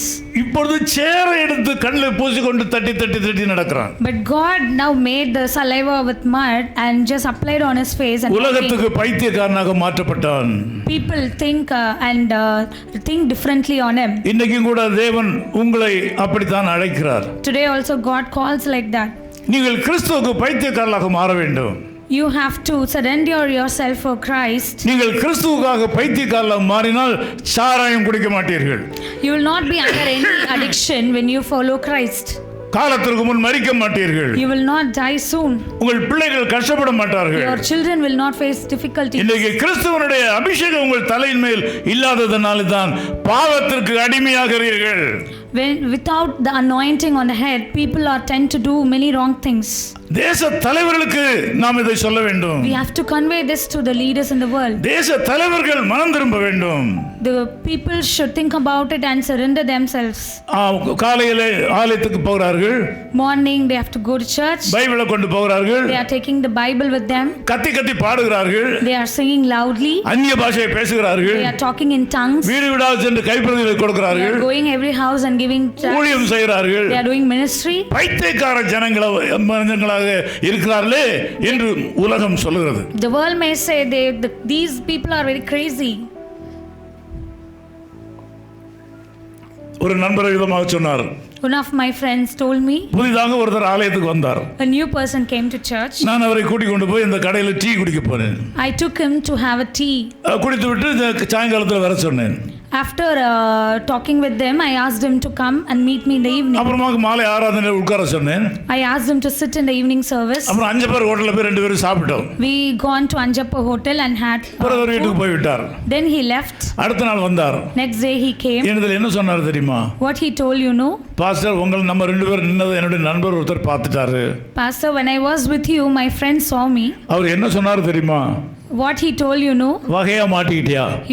You got caught. வகையா மாட்டிக்கினியா? You got caught. உன்னை பைத்தியக்காரன் ஆக்கி விடுறான் பாரு. He will make you crazy. கொஞ்ச நாள் பொறுத்து அவங்க பின்னாலே சுத்துவ பாரு. For some days you will go behind him. இப்படி சொன்னார் என்று சொன்னார். In this way he told. நான் அப்பொழுது சொன்னேன் அது உண்மை. This is true, I said to him. ஏன் கூட மட்டும் இல்ல இங்க கொஞ்சம் பைத்தியக்காரர்கள் அவங்க கூட பின்னால எல்லாரும் கூடயும் நீ ஒரு பைத்தியக்காரன் சுத்துவ. Here also people are like that, they will come behind. மத்தியானம் சாப்பிட்டவன சும்மா இருக்க முடியாது. After they have lunch உடனே போய் வேன்ல ஏறணும் போன ஊழியத்துக்கு போறணும் ஏறுவாங்க. They cannot be simply they will take the transport and go somewhere to do ministry. அவ்வளவு கஷ்டத்தின் மத்தியில போவார்கள். In all their midst work difficulties. கடும் வெயிலிலே in the scorching heat ஓய்வு எடுக்காமல் without taking rest. அங்கே போய் ஊழியம் செய்கிறார்கள். They go there to do ministry. பார்க்கிறவர்களுக்கு பைத்தியக்காரன் என்று தோன்றாதா? The people those who are watching him சரியா பார்த்தா பைத்தியக்காரமா தான் தோன்றும். If they watch them properly. 3 மணி நேரம் உட்கார வைத்து பேசுகிறார்கள். 3 hours they are making them to listen. என்னதான பேசுவாங்களோ தெரியல. We don't know what they are talking. 8 மணிக்கு போனா 11 மணி வரை அசையாம உட்கார்ந்து இருக்காங்க. If they go to 8 till 11 o'clock they are sitting. எப்படி தான் உட்கார்ந்து இருக்காங்களோ தெரியல. Don't know how they are watching and sitting. ஜனங்க அப்படியே மயக்கத்தில் இருக்கிறார்கள் என்று சொல்லி நம்மை குறித்து மற்றவர்கள் சொல்வார்கள். The other people will testify. The people are sitting for 3 hours and without any disturbance. இந்த கண்டறியாத மனிதனை யோசித்து பாருங்கள். Think about the blind man. ஒழுங்காக இருந்தான். He was simply sitting there. அவனை ஆண்டவர் அழைத்தார். But God called him. தன்னுடைய வாயின் உமிழ்நீரினாலே அவனுடைய முகத்திலே எச்சிலை எடுத்து சேறுண்டாக்கி பூசினார். He made the mud with the saliva and applied on his eyes. அவருக்கும் அந்த கண் தெரியாத மனிதனுக்கும் ஆண்டவருக்கும் இடையிலே ஒரு உறவு வலுப்பட்டது என்று நான் சொல்லுவேன். Between them the relationship was built. எவராவது ஒரு மனிதன் எச்சிலை துப்பி சேர உண்டாக்கி உங்க கண்ணில் பூசினால் நீங்கள் ஒத்துக்கொள்வீங்களா? If anybody is doing என்ன பாருங்க? Will you accept it? Look at me. தயவுசெய்து என்ன பாருங்க. Look at me. யாராவது ஒருவன் உமிழ்நீரினாலே மண்ணிலே துப்பி அந்த சேரை எடுத்து உங்க கண்ணிலேயோ உங்க வாயிலேயோ உங்க காதிலேயோ பூசினால் நீங்கள் அதை ஒத்துக்கொள்வீங்களா? Will you accept anybody is making the mud with saliva and applying on the face? ரோட்ல போற ஏதாவது ஒரு சகோதரியோ சகோதரனோ தெருவிலே ஒரு குழந்தை சளியினாலே கஷ்டப்பட்டு கொண்டிருக்குமானால் அந்த குழந்தையினுடைய மூக்கில் தன்னுடைய வாயை வைத்து அப்படி உறிஞ்சி எடுப்பார்களா? If anybody is willing to do the process of blowing and just through the nostrils and removing all the coal, இதற்கு ஒரு காரணம் இருக்கிறது. There is a reason behind. அங்கே ஒரு உறவு ரிலேஷன்ஷிப் இருக்கிறது. There is a relationship. அங்கே ஒரு அன்பு இருக்கிறது. There is a love. அங்கே ஒரு தேவ திட்டம் ஒன்று இருக்கிறது. There is God's plan.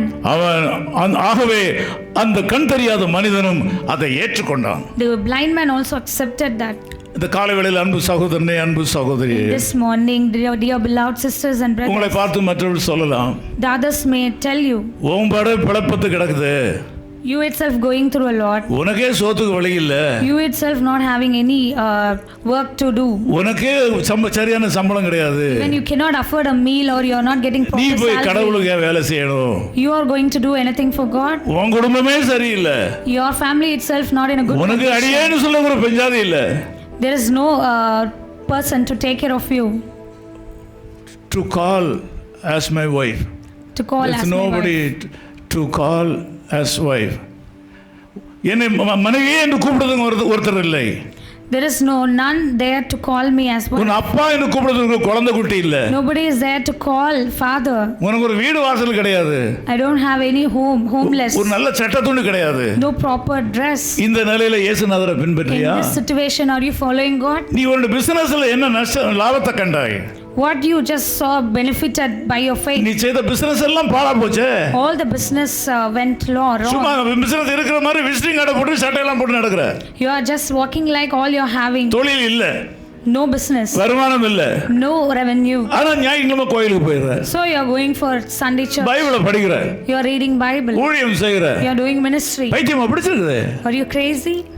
அன்பு சகோதர சகோதரிகளே, Dear beloved sisters and உலகம் brothers, இப்படித்தான் the கேட்கும், world is asking like உலகம் இப்படித்தான் நினைக்கும். the world is thinking about like கண் தெரியாத மனிதன் எச்சிலே உண்டாக்கப்பட்ட சேரை பூசி கொண்டு அப்படியே போறார் ரோட்ல. the man is walking like this. போகிற வழியில மனிதர்கள் என்ன நினைப்பார்கள்? What other people used to think? கண் தெரியாத மனிதன் என்று நினைப்பார்களா, பைத்தியக்காரன் நினைப்பார்களா? People will think, is he blind or is he mad? பேசாம கண் தெரியாமல் இருந்த ஒரு மனிதன் இயேசு கிறிஸ்து அண்டையில வந்த வேளையில, இயேசு கிறிஸ்துவால் அழைக்கப்பட்ட வேளையில இந்த உலகத்துக்கு பைத்தியக்காரனானான். The man was called by God and healed. He was looking little different. என்னை கூட அப்படிதான் சொன்னார்கள். Sometimes people used to say, even me. நான் அரசாங்கத்தில் வேலை செய்யும் போது ஆண்டவர் என்னை அழைத்தார். When I was working in government department, God called நல்ல me. உத்தியோகம், Good job, நல்ல அதிகாரம், good authority, நல்ல சம்பளம், good salary. வணக்கம் சார்னு சொல்றதுக்கு ஏராளமான பேர். People are there to wish me. எங்க போனாலும் பல நன்மைகள் கிடைக்கக்கூடிய ஒரு காரியம். Wherever I go, I'll get many good things. ஆண்டவர் சொன்னார் உனக்கு சரிப்படாது என்று. God said this is not suiting for you. இனிமேல் இந்த பக்கமே போக கூடாதுன்னு சொன்னார். Don't go that side. அந்த தெய்வ சத்தத்தை நான் கேட்டேன். I heard God's voice. வேறு யாருக்கும் தெரியாது.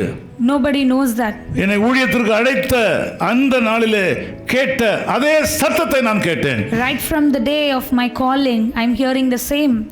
வேதம் சொல்கிறது ஒரு மேய்ப்பனுடைய சத்தத்தை ஆடு கேட்கும். Bible says the voice of the shepherd the sheep hears. அந்த மேய்ப்பனுடைய சத்தம் ஆடுகளுக்கு தெரியும். The sheep knows his own master's voice. என்னை அழைத்த முதல் நாளில் அழைத்த அதே குரலை, அதே வாய்ஸ், அதே குரலை நான் மறுபடியும் கேட்டேன். Right from the day of my calling, the same voice still I'm hearing. எனக்கு தெரியும் ஆண்டவர் தான் அழைக்கிறார்னு சொல்லி. I know God is calling me. யாரிடத்திலும் கேட்கவில்லை. I didn't ask anyone. மனைவியிடத்திலும் போய் கேட்கவில்லை. I didn't ask my wife. அவளுக்கு தெரியாது. She doesn't know. நான் எழுதி கொடுத்து விட்டேன். I wrote and gave it. அதிகாரிகள் எனக்கு பைத்தியம் பிடித்து விட்டது என்று சொல்லி இரண்டாம் முறையாக சொன்னார்கள். People thought I'm doing crazy things. முதலாவதாக ஆண்டவராக இயேசு கிறிஸ்துவை ஏற்றுக்கொண்ட வேளையில் என் குடும்பத்தார் என்னை பைத்தியக்காரன் என்று சொல்லி பைத்தியக்கார ஆஸ்பத்திரி கூட்டி கொண்டு போய்விட்டார்கள். My family thought about me, I'm just doing wrong things. They took me, I'm not having good mental health. என்னுடைய 18வது வயதில் இயேசு கிறிஸ்துவை ஏற்றுக்கொண்டேன். I accepted my God when I was in 18. என்னை பைத்தியக்காரன் என்று நினைத்து என்னை பைத்தியக்கார மருத்துவத்தில் கூட்டி கொண்டு போய்விட்டார்கள். People thought I'm not mentally stable. They took me to the hospital. எனக்கு தெரியும் நான் பைத்தியக்காரன் அல்ல என்று சொல்லி. I know I'm not fool. அந்த டாக்டர் சொன்னார் பைத்தியக்காரலாம் இப்படி தான் சொல்வார்கள் என்று சொன்னார். The foolish people will say like that. பைத்தியக்காரர்களை கூட்டி கொண்டு வந்தால் பைத்தியக்காரர் எல்லாரும் நான் பைத்தியக்காரன் இல்லை என்று தான் சொல்வார்கள் என்று சொன்னார். This is how people will say. அதே மாதிரி 42வது வயதில் மறுபடியும் அதே சத்தத்தை நான் கேட்டேன். When I was in 42 again, I hear the same voice. சத்தம் டேலி ஆகிறது. The voice is being tallied. அன்றைக்கு கேட்ட அதே சத்தம் இன்றைக்கு கேட்கிறது. The same voice still I'm hearing. ஒரே சத்தம். Same voice. கீழ்ப்படிந்தேன். I obeyed. என்னுடைய 42வது வயதில் என்னுடைய அதிகாரிகள் எல்லாம் சேர்ந்து எனக்கு பைத்தியம் பிடித்து விட்டதுன்னு சொல்லிவிட்டார்கள். I obeyed and the higher authorities thought I'm doing something differently and I became fool. என்னுடைய ரிட்டையர்மெண்ட் பேப்பரை ப்ராசஸ் பண்ணாதபடி 90 நாட்கள் 89 நாட்கள் செக்ரட்டேரியட்ல பெண்டிங்ல வைத்திருந்தார்கள். They made my the resignation, the process, relieving process for more than 89 days. 90 நாட்களுக்குள்ளாக பதில் தராவிட்டால் தானாகவே நான் வேலையை விட்டு வெளியே வந்ததாக கருதப்படும் என்று சட்டம் சொல்கிறது. Within 90 days, if I'm not answering, they will remove the work from my department. 89 நாளும் என்னை பைத்தியக்காரன் தான் சொன்னார்கள். 89 days, people thought I am doing some fool. 90வது நாள்ல ஞானோதயம் வந்தது அவளுக்கு. இவனுக்கு இப்போ உடனே இவனை ரிலீவ் பண்ணாவிட்டால் அரசாங்கத்துக்கு கட்ட வேண்டிய பணமும் கட்ட வேண்டியதில்லை, இவன் தானாகவே வேலை விட்டு போயிட வேண்டிய அதிகாரம் இடம் கொடுக்கிறது சட்டம் என்று சொல்லி அன்றைக்கு 90வது நாளில் என்னை relieve பண்ணார்கள். On the 90th day they relieved me. There is no process, a big process that makes me to relieve from the department. என்னை பைத்தியக்காரன் நினைத்தார்கள். People thought something wrong on me. இன்றைக்கும் என்னை பைத்தியக்காரன் நினைக்கிறார்கள். Today also they are thinking crazy on me. இந்த தெருவிலும் சிலர் அப்படிதான் நினைக்கிறார்கள். People are thinking in the street also. அந்த ஆளுக்கு கிரிக்கெட்டும் தெரியாது, He doesn't know to play எதுவும் cricket. தெரியாது, He don't know anything. இந்த இது மட்டும் தான் தெரியும். This one only he ஒரு knows. லூஸ் மாதிரி அவர் ஏதோ பண்ணிட்டு இருக்காரு. Something he is doing. அலுவலகத்தில் வேலை செய்கிற வேலையில் 5 மணிக்கு வேலை முடிந்த உடனே நான் மெரினா பீச்சில் போய் டிராக்டர் கொடுப்பேன். After finishing my working hours, I go to Marina Beach and I distribute tracts. அப்பொழுது என்ன சொன்னார்கள்? மாலை நேரத்தில் மாலை பைத்தியம் வந்து விடும் சொன்னார்கள். Evening time I grow crazy. People used to say like that. மாலையில் 5 மணி ஆனா பைத்தியக்காரன் ஆயிடுவான்னு சொன்னார்கள். After 5 p.m. he will become crazy. அப்போ யங்னஸ் ஆபீசர் என்று சொன்னார்கள். Those days they call me as an officer. வயதில் குறைந்த ஒரு அதிகாரி என்று சொன்னார்கள். He is a young officer. ஆனால் அதே நேரத்தில் மாலை நேரத்தில் பைத்தியம் பிடித்து விடும் என்று சொன்னார்கள். People will say after evening he will become crazy. ஏனென்றால் கர்த்தருக்கு ஊழியம் செய்தபடினாலே. Because I was doing ministry for God. அவர்கள் சொன்ன எல்லாரும் அப்படியே இருக்கிறார்கள், அப்படியே இருந்தார்கள், சிலர் செத்தும் போனார்கள், அவர்கள் முன்னேறவே இல்லை. Those who said few passed away and they are living their life as it is. நான் ஒருவன் மாத்திரம் முன்னேறி கொண்டிருக்கிறேன். I'm the only one. I'm just came up. எந்த இடத்துல என்னை பைத்தியக்காரன் சொன்னார்கள் அந்த இடத்துல என்னை ராஜாவாக ஆண்டவர் மாற்றினார். The situation where people said wrongly, but there in that same situation God lifted me up. இதே சேப்பாக்கம் அலுவலகத்தில் வேலை செய்த காரணத்தினாலே இந்த சேப்பாக்கத்தில் உள்ள மக்கள் எல்லாம் என்ன பைத்தியக்காரன் சொன்னதுனால பைத்தியக்காரன் இல்லை ஞானவான் என்று கர்த்தர் இதே இடத்துல என்னை உறுதியாய் நிலை நிறுத்தினார். God made me to stood firmly and he gave all the knowledge and wisdom in front of all the people and lifted me up. அதே ஆண்டவர் இன்றைக்கு உங்களுக்கு தயார் நிலையில் இருக்கிறார்.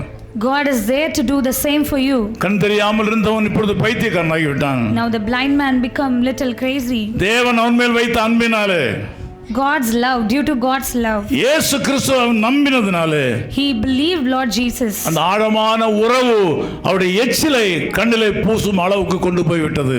The deep love of God made the Lord to apply the mud with saliva on his face. ரொம்ப தூரம் நடக்க வேண்டியதாயிற்று. The long days, a long way he was walking. ஒரு இடத்துல சுகமா உட்கார்ந்திருந்த மனிதனை கூப்பிட்டு ஆண்டவர் அவனை பைத்தியக்கார வேஷம் போட்டு நடந்து போ என்று சொன்னார். God made him to walk all the way with different things. இந்த காலங்களில் உங்கள் வாழ்க்கையிலையும் ஆண்டவர் நடத்துகிற பாதை இப்படித்தான் பைத்தியக்காரத்தனமாக உங்களுக்கு தோன்றலாம். It may sound different when God leads you. உங்களை பார்க்கிறவர்கள் இவனுக்கு என்னவோ மூளை சரியில்லை என்று சொல்லுகிற அளவுக்கு உங்களுடைய நடவடிக்கைகள் இருக்கலாம். Maybe people will watch and tell you something happened to him. அந்த சீனை நான் யோசித்து பார்த்தேன். I was thinking about this. அந்த கண் தெரியாத மனிதன் கண்ணில் எச்சிலை துப்பி அதை வைத்துக்கொண்டு அப்படி போகும்போது ஜனங்கள் என்ன நினைத்திருப்பார்கள்? What people used to think when the man was walking like this. இன்றைக்கு உங்களை மக்கள் என்ன நினைக்கிறார்களோ அதைத்தான் அன்றைக்கு நினைத்திருப்பார்கள். What people are thinking about you today, the same people would have thought about on that day. ஞாயிற்றுக்கிழமை வந்த உடனே ஜனங்களுக்கு ஒரு புதிய ஆவி வந்து விடுகிறது என்று சொல்கிறார்கள். On every Sunday, people used to say, on Sundays especially, people will get different energy. Different spirit. தேவனுடைய பிள்ளைகள் வித்தியாசமான ஆவியை பெற்றுக்கொள்கிறார்கள் சொல்லுகிறார்கள். People used to say on Sundays the people of God getting different spirit. உங்களை அப்படிதான் ஆண்டவர் வைத்திருக்கிறார். Like that God kept you. ஆமென் சொல்லுவீங்களா? Say amen. ஆமென் சொல்லுவீங்களா? Say amen. இன்னைக்கு உங்களுக்கு வேற வேலை இல்லையா உங்களுக்கு எல்லாம்? Today you don't have any work. வீட்டில் வேலை இல்லையா? In your home there is no work. ஆஃபீஸில் வேலை செய்கிறவங்க, கம்பெனியில் வேலை செய்கிறவங்களுக்கு செய்தா கூலி கிடைக்கக்கூடிய சூழ்நிலையோ அல்லது கொஞ்சம் வேலையை முடிக்கலாமோ என்றுள்ள நிலையை உங்களுக்கு இல்லையா? Is there a situation to work and get the good remuneration today? எல்லாவற்றையும் நீங்கள் விட்டு தேவ சமூகத்தில் We have வந்திருக்கிறீர்கள். given up all things to sit in the Lord's presence. ஆண்டவர் உங்கள் கண்களில் தம்முடைய உமிழ்நீரினாலே சேறுண்டாக்கி அதை பூசி இருக்கிறார். He made the mud with saliva and applied on his face. இந்த காலை வேளையிலே அதனால நீங்கள் சீலோவாம் குளமாகிய சபைக்கு வந்திருக்கிறீர்கள். That's why you all came here, the church, the pool name called Siloam. உங்கள் வாழ்க்கையில் ஆண்டவர் அற்புதம் செய்வார். In your life also God will do. ஆண்டவர் சொன்னபடி செய்தான். When you do according to God, அப்படியே கண்ண மூடிட்டே போனான். like that, if you're walking like a blind man, பைத்தியக்காரன் போறான்னு சொல்லி இருப்பார்கள். people used to say different things on you. இவ்வளவு நாளும் கண் தெரியாதவனா இருந்தா, இப்ப கண் தெரியாதது மாத்திரமல்ல, எச்சில மூஞ்சில தடவிட்டு பைத்தியக்காரன் அலையறான் பாரு என்று சொல்லி இருப்பார்கள். So far he was blind and sitting simply. Now he is walking, applied the mixture of the saliva. ஆண்டவர் சொன்னபடி போனான். God, he walked all the way. Siloam குளத்தை அடைந்தான். He reached the pool. ஆண்டவர் சொன்னபடி அந்த தண்ணீர்னால கழுவினான். He washed according to God's word. அற்புத சுகம் அடைந்தான். He got the miracle. அதே அதிசயம் உங்கள் வாழ்க்கையில் நடக்கும். The same miracle will happen in your life. அவன் தன்னுடைய வாழ்க்கையிலே தேவன் கொடுத்த சட்டத்திற்கு கீழ்ப்படிந்தான். He obeyed and listened to God's word according to his will. சேர் உண்டாக்கி எப்போதும் வார்த்தைகளால் மாத்திரமல்ல சூழ்நிலைகளையும் தேவன் பயன்படுத்துகிறார். He will not make the same, but sometimes God uses the situations. சில நேரங்களிலே கால அவகாசம் எடுக்கிறார். He takes time sometimes. நீங்கள் விரும்பாத காரியங்களை செய்ய சொல்கிறார். He will not make you to do which you never wanted to do. வெள்ளிக்கிழமை இரவிலே ஜெபம் பண்ண கூப்பிடுகிறார்கள். They are calling us to do the prayer on இன்னொரு சனிக்கிழமை உபவாச ஜெபத்துக்கு கூப்பிடுகிறார்கள். On Sunday, all night prayer is happening. They are calling. ஆண்கள் கூட்டத்துக்கு கூப்பிடுகிறார்கள். The ministries for gents, it's happening. பெண்கள் கூட்டத்துக்கு கூப்பிடுகிறார்கள். The sisters prayers for that they are calling. ஆலய ஆராதனை கூப்பிடுகிறார்கள். Morning prayers they are calling. சாயங்கால ஆராதனை கூப்பிடுகிறார்கள். Evening prayer they are calling. இதனால தான் நீங்கள் இன்றைக்கு உயிரோடு இருக்கிறீர்கள். Because of these things only you are alive today. இன்றைக்கு அந்த சாராயத்தினாலே செத்து போன மனிதர்கள் மத்தியிலே என்னை போன்ற ஒரு ஊழியக்காரன் அங்கே இருந்திருப்பார். ஆனால் அந்த குடிகால எல்லாரையும் ஆண்டவருக்குள் கொண்டு வந்திருப்பான். If there is a person like me in the midst of the people, those who are under the liquor addiction, they would have accepted the Jesus. இந்த ஏரியாவில் ஏராளமான மக்கள் ஆலயத்துக்கு வர முடியாத சூழ்நிலைகள். People are there not able to come to church. அவர்கள் மனம் திரும்பி இருக்கிறார்கள். They have accepted God.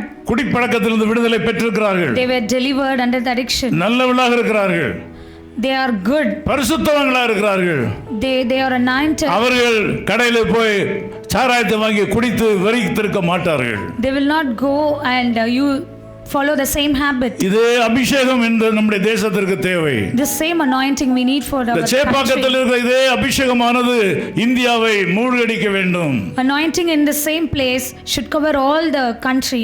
இங்கே இந்த இடத்துல பொல்லாத காரியங்கள் பல நடக்கிறதாக சொல்லுகிறார்கள். Many evil things are happening in this area. ஆனால் இந்த காலவேளையில் உங்களையும் என்னையும் ஆண்டவர் தமக்கென்று பிரித்தெடுத்து நம்முடைய கண்களிலே அவருடைய உமிழ்நீரை பூசி நம்மை சீலோவாம் குளத்திலே வந்து கழுக வைத்து ஞானஸ்நானம் பெற்று திருமுழுக்கு பெற்று நீங்கள் கர்த்தருடைய பிள்ளைகளாக இன்றைக்கு இருக்கிறீர்கள். God made us to get the anointing and delivered us and made us to be in the church called Siloam Pool. ஆண்டவர் சில நேரங்களில் சில உபகரணங்களை பயன்படுத்துகிறார். Tools. Sometimes God used the tools. அந்த உபகரணங்களிலே ஒன்று in that one thing, சரியான நேரத்துக்கு ஆகாரத்தை சாப்பிடுவது, the proper time having the food, சரியான உடற்பயிற்சியை கொடுப்பது, exercising properly, நல்ல பழக்க வழக்கங்களுக்கு உட்படுத்துவது, making us to get the good relationship. கண்களிலே ஆண்டவர் பூசினார். He just applied on the eyes. இது ஒரு அன்பின் அடையாளம். This is the true symbol of love. எல்லாரும் தன்னுடைய உமிழ்நீரை துப்பி மண்ணிலே பூசி கண்ணிலே பூச மாட்டார்கள். None will do this. அவர் தன்னுடைய உமிழ்நீரை வேஸ்ட் அல்லது அதை வீணாக்க வேண்டிய அவசியம் இல்லை. He never wanted to waste the saliva. ஊதினால் போதாது, வாயிலிருந்து எச்சில நிறைய உண்டாகி துப்பணும். He has to do so many to spit on the ground. அப்பதான் சேர் உண்டாகும். then only the mud will create. என்று ஊதினா சேர் வராது. Simply spitting on the ground, the அதுல mud நிறைய will not come. உமிழ்நீரை எடுத்து அவர் சேர் உண்டாக்கி அவனுடைய கண்ணிலே He பூசினார். has to make a lot and apply it on his அது face. அன்பின் அடையாளம். This is a true symbol of love. அந்த எச்சிலை தன்னுடைய கண்ணிலே பெற்றுக்கொண்டது அது அவனுடைய விசுவாசத்தின் உச்சகட்டம். The faith, the true symbol of faith was getting the God's the apply mixture of saliva அவன் on his பொறுமையாக eyes. அதை ஏற்றுக்கொண்டான். He accepted that with patience. புண் வந்தால் தகப்பன் தன்னுடைய பிள்ளையுடைய புண்ணிலே அதில் டெட்டால் எல்லாம் போட்டு கழுகுறதில்லை. என் சின்ன பிள்ளையாக இருக்கும்போது தன் கைகளை வைத்து துடைப்பார்கள். God, the father cleans the child's wound with his own hands. கண்ணில் புண் வரும்போது கையை வைத்து துடைப்பார்கள். If anything comes, the wounds in the eyes. ஏனென்றால் அன்பின் உச்சகட்டம் அது. That is the true symbol of love. இது எல்லாருக்கும் செய்வதில்லை. It is not happening for everyone. தன்னுடைய சொந்த பிள்ளைகளுக்கு செய்கிறார்கள். It is done for the own child. இங்கே சீலோவாம் என்கிற ஒரு இடத்தை ஆண்டவர் ஆயத்தம் பண்ணுகிறார். Here God preparing the place called Siloam pool. எப்பொழுதுமே When ஆண்டவர் அற்புதம் செய்வதற்கு ஒரு இடத்தை ஆயத்தம் பண்ணுகிறார். when God do the miracles, he prepares a place. நல்ல கவனிங்க. அப்படியானால் ஆபிரகாமை எடுத்துக்கொள்ளுங்கள். If you take அவருக்கு மோரியா மலை ஒன்றை ஆயத்தம் பண்ணி வைத்திருந்தார். God prepared place called Moriah. மோசேயை கூப்பிட்ட வேளைகளில் எல்லாம் கன்மலையின் உச்சியில வந்து நில்லு என்று சொன்னார். Whenever he calls Moses, he calls him to top of the mountain. இப்படி ஒவ்வொருத்தருடைய வாழ்க்கையிலே நாம் பார்க்கும்போது அவள் வாழ்க்கையில அற்புதம் செய்வதற்கு ஆண்டவர் ஒரு இடத்தை ஆயத்தம் பண்ணுகிறார். If we look at anyone's life situation, God prepares a place like this. இன்றைக்கும் ஆண்டவர் சீலோவாமுக்கு நேராக உங்களை வழிநடத்தி இருக்கிறார். Today also God led you towards the place called Siloam pool. மீகா 2ஆம் அதிகாரம் 13ஆம் வசனம் விதமாக சொல்கிறது. Micah chapter 2 says, தடைகளை உடைத்து போடுவார். He will break all the hindrance. அவர் உங்களுக்கு முன்னாலே செல்வார். He walks in front before you. யாத்திராகமம் 23ஆம் அதிகாரத்தை படிக்கும்போது Exodus chapter 2 and we 20-21 வசனங்களை நாம் படிக்கும்போது 20-21. வழியில் உன்னை காப்பார்.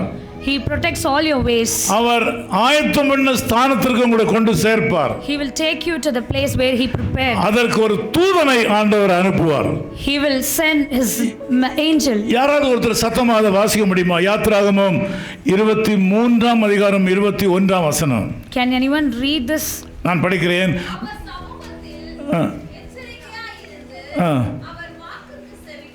அதுக்கு முந்தின வசனமா? வழியில் உன்னை காக்கிறதற்கும் நான் ஆயத்தம் பண்ண ஸ்தானத்திற்கு உன்னை கொண்டு போய் சேர்க்கிறதற்கும் இதோ நான் ஒரு தூதனை உனக்கு முன்னே அனுப்புகிறேன். இதை நம்புகிறவர்கள் ஆமென் சொல்லுங்க பார்க்கலாம்.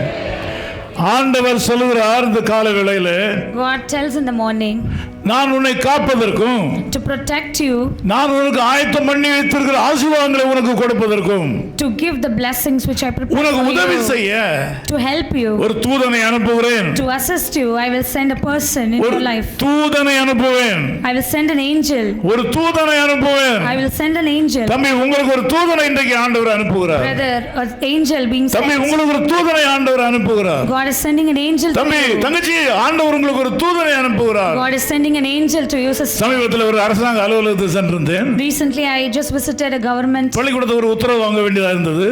I have to get one renewal. பல முயற்சிகளை பண்ணியும் அவர்கள் கொடுக்கவில்லை.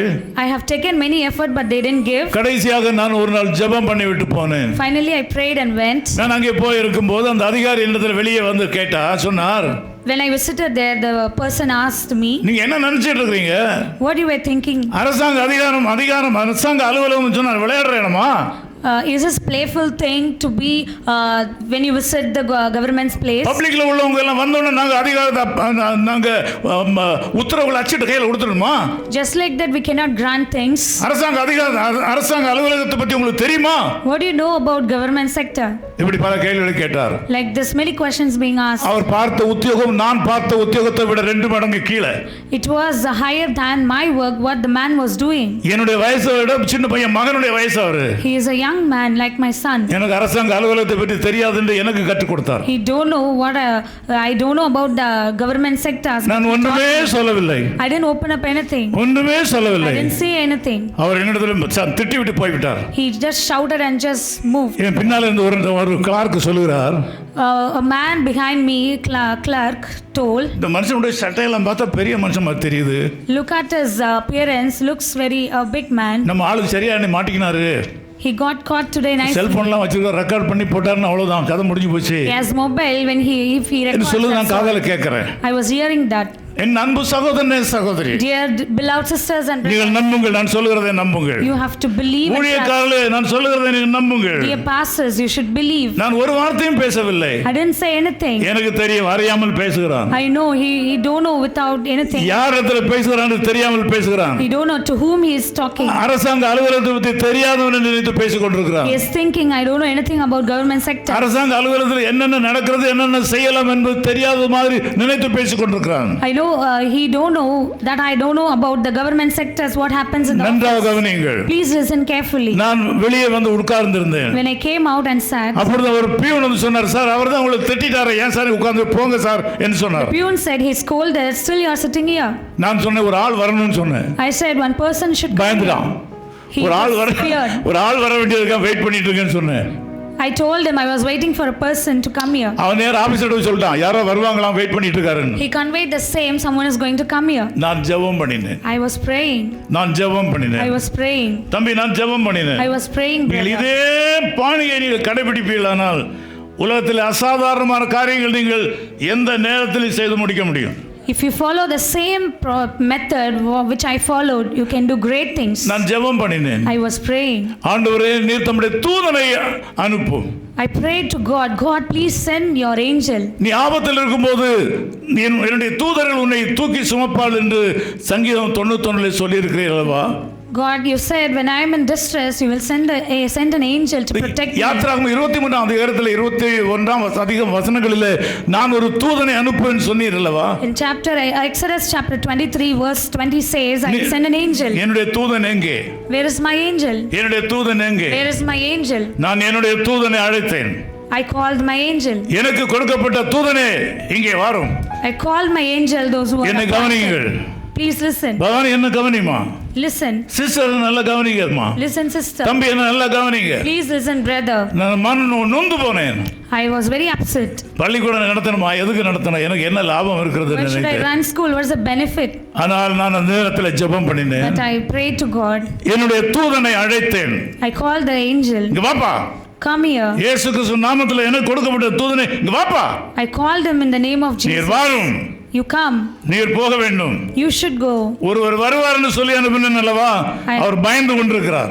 He is now in fear that I told him someone going to come. இப்பொழுதே நீர் அங்கே போக வேண்டும். Now itself you should go. அவருடைய மனதில் பயத்தை கொடுக்க வேண்டும். You have to give him fear. அவர் உட்கார முடியாமல் எழும்பி நிற்க வேண்டும். He shouldn't sit.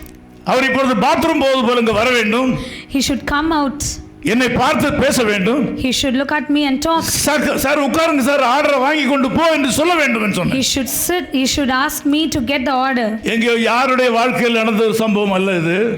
This nothing never happened in anyone's life. ஏதோ ஒரு காலத்தில் நடந்த ஒரு சம்பவம் அல்ல இது. This not happened long back. போன வாரத்தில் நடந்த சம்பவம். Just last week it happened. அவர் எழுந்து வந்தார். He just came towards me. Sir கொஞ்சம் வெயிட் பண்ணுங்கன்னு சொன்னார். He told me please wait. ரொம்ப அவசரம்னு சொல்லி முதல்ல சொல்லக்கூடாதா சார் என்றார்.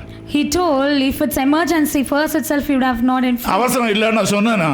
Did I say is it not an emergency? ரொம்ப நாளா வந்துட்டு இருக்கேன்னு சொல்ல வேண்டியதுதானே சார். ரொம்ப நாளா வந்துட்டு இருக்கேன்னு சொல்லாமல சொன்னேன். அதுதானே சொன்னேன். I told him long days, many days. ஏதோ ஒரு மாதிரி நினைச்சிட்டு நீங்க உட்கார்ந்து வாங்கிட்டு போங்க தம்பி, உடனே அவர் கொடுப்பா. I thought something else. He told, please give it immediately to. செய்தி கேட்கிற அன்பு சகோதரனே சகோதரியே. Dear beloved sisters and brothers. இங்கே வேதம் சொல்கிறது. The Bible says. உன்னை காக்கிறதுக்கும். To protect you. நான் ஆயத்தம் பண்ண ஆசீர்வாதத்தை கொடுப்பதற்கும்.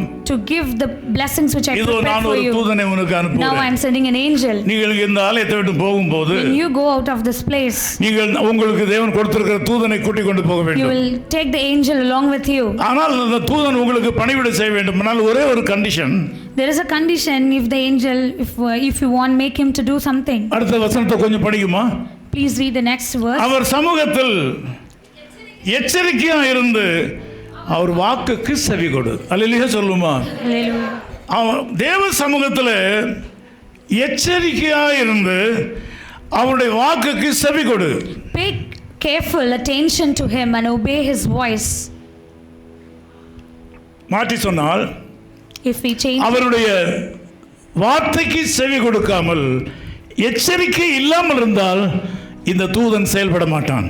if we are not obeying and careful, paying attention to God, the angel will not be sent. தேவ சமூகத்திலே நீங்கள் எச்சரிக்கையா இருக்க You வேண்டும். have to pay careful attention to him. தேவ சமூகத்திலே வாழ வேண்டும். You have to live in the presence of God. தேவ சமூகத்திலே நீங்கள் காரியங்களை செய்ய வேண்டும். You have to do all things in the God's presence. எச்சரிக்கையா இருக்க வேண்டும். You have to be very careful. செல்போனை யூஸ் பண்ணதுல எச்சரிக்கையா இருக்க வேண்டும். You have to use cell phones, mobile phones உங்கள் carefully. நண்பர்களுக்கு தொலைபேசியில பேசும்போது எச்சரிக்கையா இருக்க வேண்டும்.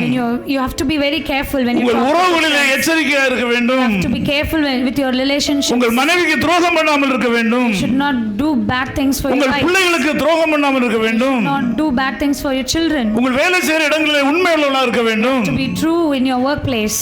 நீங்கள் யாருக்கும் துரோகம் பண்ணாதபடி எச்சரிக்கையா இருந்தால் To be careful. நீங்கள் உங்கள் வாழ்க்கையில இந்த தேவ தூதனை வேலை வாங்க முடியும்.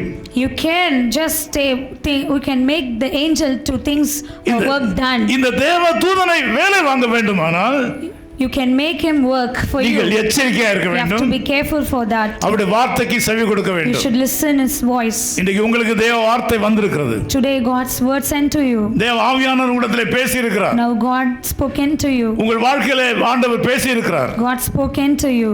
உங்களை காக்க வல்லவர். He is there enough to உங்களை வழி protect நடத்த you. வல்லவர். He is enough to handle your உங்களை situation. வழி நடத்த வல்லவர். He is enough to handle உங்களை your கைவிட situation. மாட்டார். He will not leave you. உங்களை காப்பார். He will protect you. நீங்க ஜெபம் பண்ணவில்லை.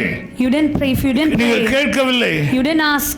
ஏதோ வேற வழி இல்லை என்று குமறிக்கொண்டு இடத்துல உட்கார்ந்து இருக்கிறீர்கள். Without any chance, I'm just sitting just like that. உங்கள் குமுறலை காண்கிற தேவன் இங்கே வந்திருக்கிறார். He concerns. He is mindful of you. உங்கள் குமுறலை காண்கிற தேவன் இங்கே வந்திருக்கிறார்.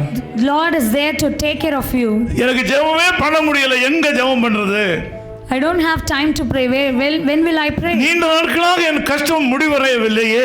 For long days, my problem's not over. பல வருஷங்களாக கஷ்டப்பட்டு கொண்டிருக்கிறேனே. I'm suffering for long years. எனக்கு விடுதலையே இல்லையே. I'm not delivered. இனி ஜெபம் பண்ணி என்ன லாபம்? If you're praying like this, what is the benefit? உபவாச ஜெபத்திற்கு வந்துதான் என்ன லாபம்? If I come to fasting prayer, what is the use? காணிக்கை கொடுத்துதான் என்ன லாபம்? If I give tithe offering, what is the ஊழியம் use? செய்தான் என்ன If I லாபம்? do ministry, what is the use? ஒன்றுமே செய்ய முடியவில்லை. I'm not able to do anything. என்னுடைய இருதயம் உள்ளே குமரி கொண்டிருக்கிறது என்று I have நினைக்கிறேன். a heavy heart. என் அன்பு சகோதரனே, அன்பு Dear சகோதரியே, my dear brothers and இந்த sisters. காலைகளில் ஆண்டவர் உங்களிடத்தில் வந்திருக்கிறார். Now today morning, God is there. இன்றைக்கு நீங்க ஒன்றும் கேட்கல அவர்கிட்ட. If you're not asking it, பல நாட்களாக கேட்டீர்கள், many days you were asking, விட்டுட்டீங்க. you just left. கேட்டு என்ன லாபம்?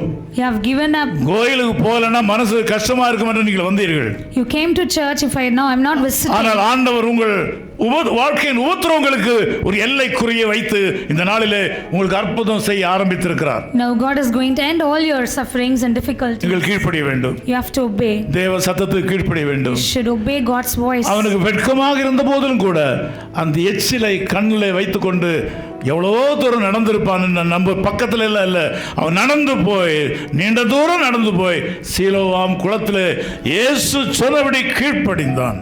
He obeyed God even though it is a shame for him. He walked all the way and obeyed God. இந்த காலைவேளையில வேதம் சொல்கிறது அவன் சுகமடைந்து திரும்பி வந்தான். Today's morning the Bible says he healed and came back. அதுக்கப்புறம் பெரிய சரித்திரமே அங்க இருக்கிறது அந்த அதிகாரத்துல. After this there is a lot. நீங்கள் வீட்டில் போய் படியுங்கள். You can read when you go. நேரம் இல்லை. Now no time. ஒன்றை சொல்லி முடிக்கிறேன். Let me finish. என்னை கவனியுங்கள். Please listen. என்னுடைய முகத்தை பாருங்கள். Look at my face. உங்கள் வாழ்க்கையிலே ஒரு குளத்தை ஆண்டவர் காண்பித்திருக்கிறார். Now God just showed the pool in your life. அது தேவனுடைய சபை. That is God's church. தேவனுடைய சபைக்கு வாருங்கள். Please come to God's ஆலயத்துக்கு place. வாருங்கள். Come to church. உங்கள் அழுக்கான கண்களோடு கூட வாருங்கள். You come with all your பாவம் நிறைந்த வாழ்க்கையோடு வாருங்கள். with all your sinful life. தேவ சத்தம் கேட்டாலும் கேட்காவிட்டாலும் வாருங்கள். You come if you are not able to hear God's voice. தேவன் இங்கே உங்களை கழுவுவார். God will wash you இந்த here. இடத்திலே உங்களை சுத்தம் பண்ணுவார். He will clean you here. இங்கே தவறு செய்ய சொல்லிக் கொடுக்கிறதில்லை. He here will not teach to do தப்பு சொல்லிக் wrong கொடுக்கிறதில்லை. things. Here we are not teaching to do wrong வாழ்க்கையிலே things. நல் வழியை கற்றுக் கொடுக்கிறோம். We are showing good things. in ஆவியானவர் life. நல் வழியிலே நடத்துவார். Holy Spirit will lead you நீங்கள் in a good கீழ்ப்படிய way. வேண்டும். In a good way. You ஆண்டவருடைய have to வார்த்தை obey. சொல்கிறது உனக்கு ஒரு தூதனை அனுப்புவேன். God is saying, I will send you an angel. நீ அவர் சமூகத்திலே எச்சரிக்கையாயிரு. You have to pay attention. in his எச்சரிக்கையாயிரு. presence. Be careful. எச்சரிக்கையாயிரு. You have to be careful. இப்படிதான் எச்சரிக்கையாயிரு என்று சொல்லி 30 ஆண்டுகளுக்கு முன்னதாக ஒரு செய்தியை நான் கொடுத்தேன். Like this, I have given a message 30 years back. அப்பொழுது கட்டிடம் கீழே இருந்தது. இந்த கட்டிடம் எல்லாம் இல்லை. That time no building, it was ஒரு down. நல்ல சகோதரன், உயர்ந்த சகோதரன், வளர்ந்த சகோதரன், நல்ல உத்தியோகம் பார்க்கிற ஒரு சகோதரன், இந்தியன் ஆயில் கார்பரேஷன்ல அந்த காலத்திலே அதிக சம்பளம் வாங்கினவர். A tall man was working in Indian Oil with a high pay. குடிப்பழக்கம் இருந்தது. He was under the addiction. தன்னுடைய மனைவிக்கு துரோகம் பண்ணி கொண்டிருந்தார். He was doing good. He was not பிள்ளைகளுக்கு good துரோகம் towards பண்ணி his கொண்டிருந்தார். wife. He was doing not good for the children. பிள்ளைகள் எல்லாம் எவ்வளவு சொல்லி பார்த்தார்கள். The children told many எனக்கு அவர் times. மேல ரொம்ப இஷ்டம். I like him a lot. அவர் ஒரு புல்லட் மோட்டார் சைக்கிள் வைத்திருந்தார். He only bought a bullet. அந்த புல்லட் சைக்கிள் வந்து வெளியே வந்து உட்கார்ந்து நின்று கொண்டிருந்தார். He used to come and stand outside. நான் அன்றைக்கு ஒரு செய்தியை கொடுக்கிறேன். That day I was giving message. வாலிபனே உள்ளே வா என்று கூப்பிடுகிறேன். அவர் எனக்கு தெரியாது. வாலிபனே உள்ளே வா என்று சொல்லி பிரசங்கம் பண்ணுகிறேன். I called the young man, come inside. அவருடைய மனைவி உள்ளே உட்கார்ந்து இருக்கிறார்கள். His wife seated inside. நீ குடித்து வரித்துக் கொண்டிருக்கிறாய். You are under the addiction. நீ உன்னுடைய பண பெருக்கினாலே நீ தேவனுடைய ஆலயத்தை அருவருக்கிறாய். You are not coming to church. உன்னுடைய சரீரத்தில் இருக்கிற பலத்தினாலே நீ போதகருடைய வார்த்தை அவமதிக்கிறாய். With all your strength, you are not obeying pastor's word. இந்த பாஸ்டருக்கு வேற வேலை இல்லை என்று சொல்லி உன் மனைவியை நீ திட்டுகிறாய். You are thinking the pastor is not having any other job. இதெல்லாம் எனக்கு தெரியாமலே நான் பிரசங்கம் பண்ணி கொண்டிருக்கிறேன். You are shouting at his wife and அந்த மனைவி ஓடி போனார்களாம். This lady was running. ஐயா தயவு செய்து வந்து விடு ஐயா என்று கூப்பிட்டார்கள். The lady was begging to come அந்த inside. மனைவி ரொம்ப அழகாக இருப்பார்கள். The lady looks beautiful. நல்ல பிள்ளைகள். The children are good. அந்த மனைவி போய் அழுதார்கள். வந்திருப்பா வெளியே உள்ளே வான்னு சொல்லி ஆண்டவர் கூப்பிடாரு வந்து. The God is calling you, please come inside. She was crying and telling. அவருக்கு வேற வேலை இல்லை. He was telling his சொல்றாரு உன் கதையெல்லாம் சொல்றாரு. நீ குடிக்கிற, வெறிக்கிற, மனைவிக்கு துரோகம் பண்ற, பிள்ளைகளுக்கு துரோகம் பண்ற, உன்னை பத்தியே சொல்றாரு. வந்திருப்பா. Please come inside. He is giving all the things whatever happening in your life. காலையில 10 மணிக்கு நடக்கிறது. Morning 10 o'clock is happening. வரமாட்டேன்னு சொல்லிவிட்டார். He said I will not come. மனைவியை கூட்டி கொண்டு போய் விட்டார். He took his wife back. மத்தியானம் 1 மணிக்கு ஒரு செய்தி வருகிறது. In the afternoon 1 o'clock the message. Indian Oil கார்பரேஷன்ல ஒரு பெரிய sportsman. In Indian Oil Corporation he was a sportsman. இந்த கிரிக்கெட் ஸ்டேடியத்துல அந்த நடு வெயிலிலே பிராக்டீஸ் பண்ணுவதற்காக எல்லாரும் வந்திருந்தார்கள். Many people came to practice in the afternoon. திடீரென்று அந்த வெயிலிலே மயக்கம் போட்டு விழுந்தார். He fainted and just fell down. அவரை தூக்குவதற்கு 2 பேர் வேண்டும். To lift him up, எனக்கு ஒரு செய்தி கொடுத்தார்கள். There is a message. அப்படி நான் கிரிக்கெட் ஸ்டேடியத்துக்குள்ள போனதே கிடையாது. I never went inside the cricket stadium. எனக்கு அது எப்படி இருக்கும்னே தெரியாது. I don't know how it will be. நான் அந்த வாசல் வரைக்கும் போனேன். அப்புறம் அந்த கேட்ல என்ன உள்ள விட மாட்டேன்ட்டாங்க. I just went till the entrance. Then அவரை ஆஸ்பத்திரிக்கு கொண்டு போனார்கள். Then they took him to the hospital. ஏறக்குறைய 20 வருஷம் அவர் படுக்கையில் இருந்தார். 20 years he was on bed. Stroke வந்தது. He got stroke. கண் பார்வை போனது. Lost his vision. Urinary tract உடைந்தது. Urinary tract infection. பாத்ரூம் எல்லாம் கட்டிலே போனார். He just like that. அந்த மனைவி 20 வருஷம் அவளுக்கு பணிவிடை செய்தார்கள். He was just like that on the bed. நல்ல ஜெயஜெயண்டிகா இருந்தவர் இப்படி ஆகிவிட்டார். His wife was doing all the assistance. நான் போய் அவரை பார்த்தேன். He became thin and I visited him. காலம் கடந்தது என்று சொன்னார். He said days are past. நான் அவரை ஊழியத்திற்கு அழைத்தேன். I called him for the ministry. நான் ரொம்ப கஷ்டப்பட்டு கொண்டிருக்கிறேன். I am just suffering a lot. நான் சொன்னேன் எனக்கு மொழிபெயர்ப்பதற்கு ஆள் இல்லை. I said no one is there to translate. எனக்கு உதவி செய்வதற்கு ஆட்கள் இல்லை. Nobody is there to assist me. யாரை பார்த்தாலும் ஏமாற்றுகிறார்கள். All are just cheating. நான் இடத்துல அப்படி சொன்னேன். I told him like that. நீங்கள் வாருங்கள் என்று கூப்பிட்டேன். Please come. ஊழியத்துக்கு யார் பாஸ்டர் வருவா? That man told who will come for the ministry? வேலை இல்லாதவன் தான் வருவான். Jobless people will come. பிழைக்க வழி இல்லாதவன் தான் வருவான். The people those who cannot survive. அப்படி இல்லப்பா நான் அரசாங்கத்தில் இருந்த வேலையை விட்டு வந்தேன்னு சொன்னேன். I gave up my job. அதெல்லாம் நடக்காதுன்னு சொன்னார். He said that will happen. 20 வருஷம் கிடந்த கிடையில கிடந்து ஏறின கட்டில இறங்காதபடி மரித்து போனார். He just died on his bed. அவர் அடக்கம் பண்ணுவதற்கு எனக்கு ரொம்ப சங்கடமாக இருந்தது. I felt really bad when I was doing the funeral. வேற ஒரு நண்பரிடத்தில் சொல்லி நீ அடக்கம் பண்ணுப்பான்னு சொன்னேன். என்னுடைய நண்பர் அவர். I sent another friend to do the செய்தியை work. கேட்கிற அன்பு சகோதரனே சகோதரியே, Dear brothers and sisters, தேவன் ஆண்டவர் உங்களை நேசிக்கிறார். God is loving you. உங்கள் கண்களை சுத்தமாக்க விரும்புகிறார். He wanted to clean your eyes. உங்கள் வாழ்க்கையில் அற்புதங்களை செய்ய He wanted விரும்புகிறார். to miracle in your life. நீங்கள் அவருக்கு செவி கொடுக்க வேண்டும். You have to pay attention அவருடைய to him. சமூகத்தில் எச்சரிக்கையா இருக்க You வேண்டும். have to be careful in his தம்பி presence. ரொம்ப எச்சரிக்கையா இருக்கணும். Dear brother, be தங்கச்சி careful. ரொம்ப எச்சரிக்கையா Dear இருக்கணும். sister, you have to be நீங்க careful. தேவனுடைய காணியாட்சிக்குள்ள இருக்கிறீங்க. You are under the presence of தெருவுல God. போற நாய் இல்ல நீங்கள். You are not the person. தேவனுடைய வீட்டில் இருக்கிற சிங்கக்குட்டிகள் நீங்கள். You are in the God's. தேவனுடைய வீட்டில் இருக்கிற சிங்கக்குட்டிகள். You are living in God's நீங்கள் presence. தேவனால் அழைக்கப்பட்டவர்கள். You are called by God. தேவனால் அழைக்கப்படாவிட்டால் இன்றைக்கு இந்த ஆலயத்துக்கு வந்திருக்க You cannot மாட்டீர்கள். be here when God never called. தேவனால் அழைக்கப்படாவிட்டால் நீங்க இந்த இடத்துக்கு வந்திருக்க மாட்டீர்கள். You cannot be here if God. தேவ has called you. ஆவியானவர் பேசுகிறதை காதுள்ளவன் கேட்க கடவன். Please listen. God is talking மனம் to திரும்புகிற you. ஒரே ஒரு பாவி நிமித்தமாக பரலோகத்தில் மிகுந்த சந்தோஷம் உண்டாயிருக்கும். There is a joy in heaven. The person who repents அவருடைய சமூகத்தில் எச்சரிக்கையா இருங்கள். have to be careful in his அவருடைய presence. வார்த்தைக்கு செவி கொடுங்கள். You have to obey his voice. நான் உங்களுக்காக ஜெபிக்க விரும்புகிறேன். I would like to pray for you. தயவு செய்து எல்லாரும் எழுந்து நில்லுங்கள். Please stand on your feet. உங்களுடைய வாழ்க்கையில் ஆண்டவர் பேசிக் கொண்டிருக்கிறாரா?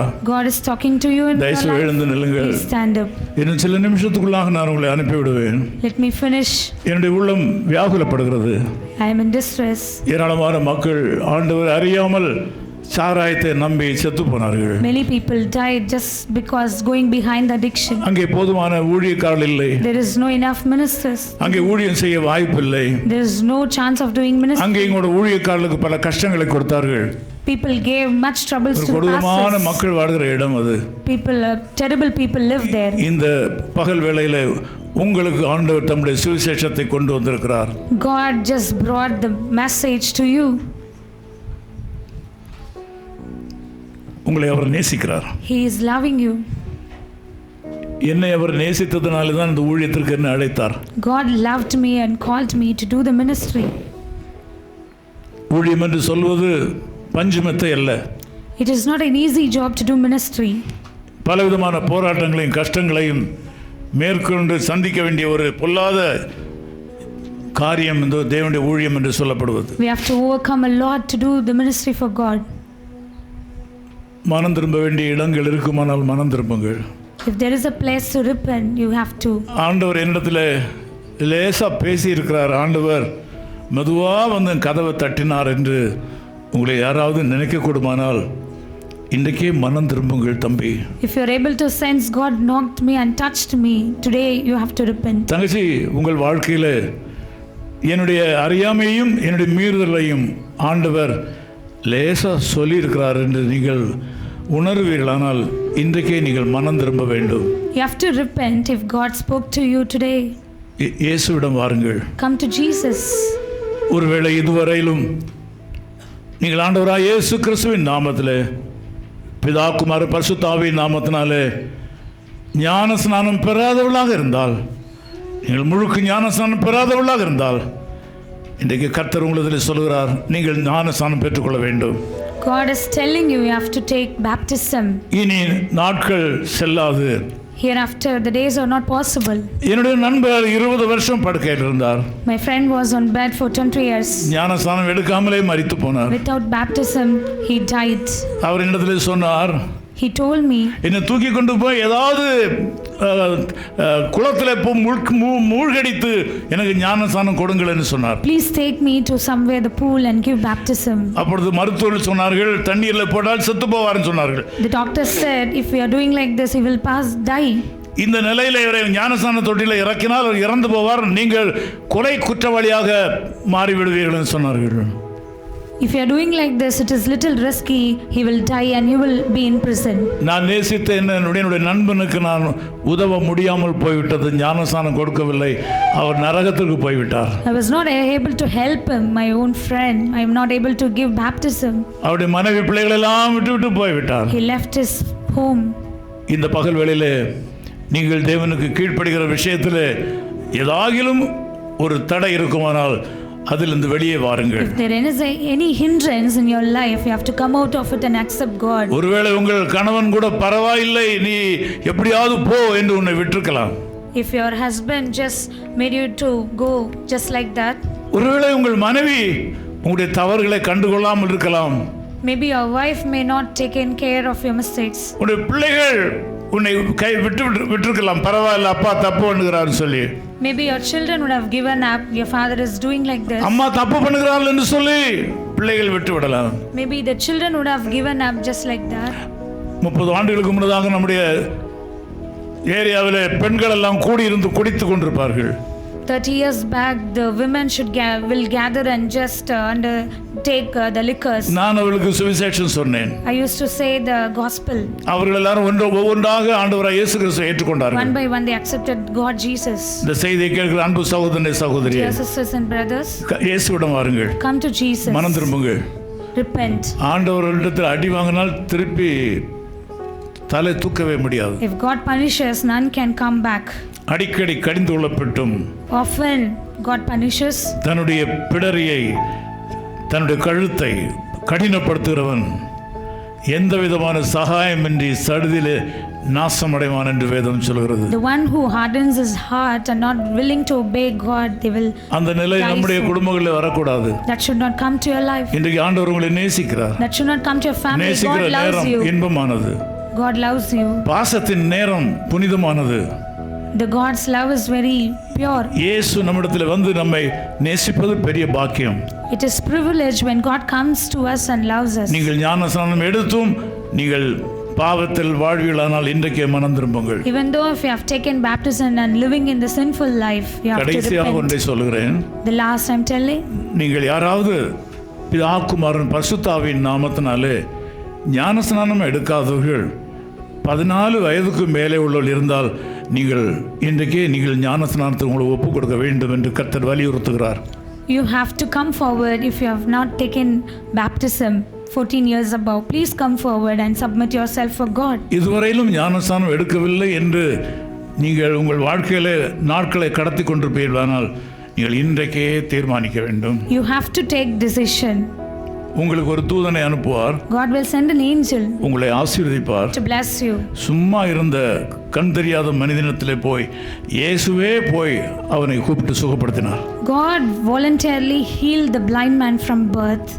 அதே ஆண்டவர் இன்றைக்கு உங்கள் மத்தியிலே வந்து நிற்கிறார். The same God is standing in front of you. இதுவரையிலும் ஞானஸ்நானம் எடுக்காதவர்கள் உங்கள் கரங்களை உயர்த்தும்படி If you கேட்டுக்கொள்கிறேன். have not taken baptism, please raise your hands. நான் உங்களுக்காக ஜெபம் பண்ண எனக்கு வாஞ்சையா இருக்கிறது. I would like to pray for you. நீங்கள் கெட்டுப்போவது எனக்கு விருப்பம் இல்லை. You have to live a life. நீங்கள் ஞானஸ்நானம் எடுக்க வேண்டும் என்று ஆவியானவர் சொல்லுகிறார். The God is telling you should take baptism. நீங்கள் எச்சரிக்கையாக இருந்து கீழ்ப்படிய வேண்டும். You have to be careful and obey. அப்பாவிடத்தில் கேட்க வேண்டும், அம்மாவிடத்தில் கேட்க வேண்டும், இன்னும் வயசாகவில்லை என்று சொல்லி எதையாவது ஒன்று சொல்ல நீங்கள் சாக்கு போக்கு சொல்லக்கூடாது. Don't say any reasons. I should ask father, mother. இன்றைக்கு தேவ ஆவியானவர் உங்களிடத்தில் பேசிக் கொண்டிருக்கிறார். Now God is talking to you. உங்களில் யாராகிலும் கரங்களை உயர்த்தினவர்கள் நீங்கள் தயவுசெய்து முன்னாலே வரும்படி கேட்டுக்கொள்கிறேன். Come forward, those who raised your hands. கரங்களை உயர்த்தவர்கள் வெட்கப்படாமல் நீங்கள் முன்னாலே வர வேண்டும். Please come forward, those who raised your தேவ hands. ஆவியானவர் உங்களோட பேசிக் கொண்டிருக்கிறார். God is talking to you. தம்பி பின்னால கரங்களை தூக்குறாங்க, முன்னால வாங்க. ஞானஸ்நானம் பின்னால எடுத்துக்கலாம், நீங்க வாங்க. நான் உங்களுக்காக ஜெபம் பண்ண விரும்புறேன். Please come in front of. நான் உங்களை இழக்க விரும்பவில்லை. I don't want to lose you. நீங்கள் ஞானஸ்நானம் எடுப்பதும் எடுக்காதும் உங்களுடைய விருப்பம். It's your wish to take baptism. ஆனால் உங்களை இழப்பது எனக்கு தரித்திரம். If I lose you, it is waste. நான் உங்களை இழக்க விரும்பவில்லை. I don't want to lose கொஞ்சம் முன்னால வாமா. you. Please come forward. தம்பியா முன்னால வா. வேறு யாராவது பின்னாலே இருந்தால் நீங்கள் வெட்கத்தை பார்க்காதபடி நீங்கள் வர வேண்டும். இதுவே தேவன் கொடுக்கிற ஒரு நல்ல சிலாக்கியம், ஒரு நல்ல நேரம். இதுவரையிலும் பிதா குமாரன் பரிசுத்த ஆவியின் நாமத்தினாலே ஞானஸ்நானம் எடுக்காதவர்கள் நீங்கள் முன்னாலே வரும்படி உங்களிடத்திலே தேவ ஆவியானவர் பேசிக் கொண்டிருக்கிறார். இனி ஒருவேளை இப்படிப்பட்ட ஒரு வாய்ப்பு கிடைக்காமல் போகலாம். சொல்லுமா. Maybe the situations may not be possible. You may not get the chance. முன்னால் வாங்க. Please come forward. இது மாதிரியான ஒரு வாய்ப்பு கிடைக்காமல் இருக்கலாம். You may not get this type of opportunity. நாங்கள் யாரையும் ஞானஸ்நானத்தை கட்டாயப்படுத்துகிறதில்லை. We are not forcing anyone to take baptism. இன்றைக்கு கர்த்தர் சொல்கிறார். Today God is telling. பரலோக ராஜ்யம் பலவந்தம் பண்ணப்படுகிறது. The God's kingdom is there. என்னுடைய பிள்ளைகள் அழிந்து போகிறார்கள். My people are, I'm losing. ஞானஸ்நானம் எடுக்காதனால ஏராளமான மக்கள் செத்து போனார்கள். People are dying without taking baptism. யாராவது ஒருத்தர் அவளுக்கு போய் சுவிசேஷத்தை சொல்வதற்கு இந்த அரசாங்கமோ அல்லது சமுதாயமோ வழி கொடுத்திருந்தால் இந்த சாவுகள் ஏற்பட்டிருக்காது. If government enabled any one of the pastors to go there and preach the gospel, நாங்கள் பாவிகளை மனம் திரும்ப பண்ணுகிறோம். we are making them to accept God. நீங்கள் மனம் திரும்பினால் ரட்சிக்கப்படுவீர்கள். If you are repent, you will get பாவத்திலிருந்து ரட்சிக்கப்படுவீர்கள். You will get the salvation. இந்த காலவேளையில் கர்த்தர் இந்த பிள்ளைகளை ஆசீர்வதிப்பாராக. In this morning, let the God bless them. நான் உங்களிடத்தில் சொல்கிற ஜெபத்தை நீங்கள் என்னோட கூட சொல்லும்படி கேட்டுக்கொள்கிறேன். Please tell the prayer what I am telling to you. அன்பான ஆண்டவரே, சொல்லுங்க, முன்னால் வந்திருக்கும் சொல்லுங்க. அங்கே இல்லை, இங்கே அப்படி சொல்லணும், இங்கே வரணும், அங்கேயும் சொல்லாதீங்க. நீங்கள் சொல்லுங்க போல. அன்பான ஆண்டவரே, இயேசு கிறிஸ்துவின் நாமத்தில் என்னை தாழ்த்தி ஒப்பு கொடுக்கிறேன். நான் இன்றைக்கு தேவ சத்தத்தை கேட்டேன். நான் அவருக்கு கீழ்ப்படுகிறேன். ஆண்டவரே, நான் உமக்கு கீழ்ப்படுகிறேன். ஆண்டவரே, நான் உமக்கு கீழ்ப்படுகிறதுனாலே வருகிற நன்மைகளை நான் பெற்றுக்கொள்ள விரும்புகிறேன். நான் இப்பொழுது உம்முடைய வார்த்தைகளுக்கு கீழ்ப்படிந்து பிதா, குமாரன், பரிசுத்த ஆவியின் நாமத்தினாலே ஞானஸ்நானம் பெற்றுக்கொள்ளப் போகிறதுனாலே நீர் இன்று முதல் எனக்கு ஒரு தூதனை அனுப்பி இருக்கிறதற்காக ஸ்தோத்திரம். நான் அந்த தூதனோடு இங்கிருந்து இந்த இடத்திலிருந்து கடந்து செல்கிறேன். அந்த தூதன் எனக்கு பணிவிடை செய்வாராக. அந்த தூதனுக்கு நல்ல படிப்பை கொடுப்பாராக. அந்த தூதனுக்கு பணிவிடை செய்வாராக. சொல்லுங்க, சத்தமாக சொல்லு. அந்த தூதன் எனக்கு பாதுகாப்பு கொடுப்பாராக. ஆண்டவரே, என்னை உமக்கு ஒப்பு கொடுக்கிறேன். ஏற்ற காலத்தில் பிதா, குமாரன், பரிசுத்த ஆவியின் நாமத்தினாலே நீர் எனக்கு ஞானஸ்நானம் தர வேண்டும் என்று ஜெபிக்கிறேன். என் குடும்பத்தில் உள்ள எல்லாரையும் ஆசீர்வதியும். இந்த சபையை ஆசீர்வதியும். நான் இந்த சபைக்கு சாட்சியாக இருக்க கிருபை தாரும். இயேசு கிறிஸ்துவின் நாமத்தில் ஜெபிக்கிறோம் பிதாவே, ஆமேன். அப்படி எல்லாரும் இருக்க நான் பிள்ளைகளுக்கு ஒரு சின்ன ஜெபம் பண்ணிடுறேன்.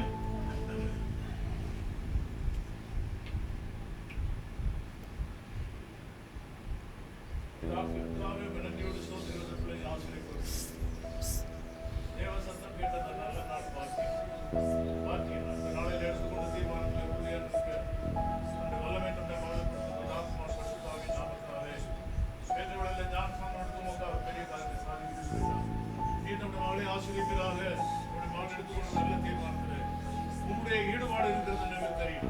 நீர் நம்முடைய மகளோடு பேசினேன், ஆண்டவரோடு பேசியிருப்பார். நீ போராடி இருக்கிறார், எவ்வளவு முடியாது என்று சொல்லியிருக்கிறார். அப்புறம் பார்க்கலாம் என்று சொன்னாய்.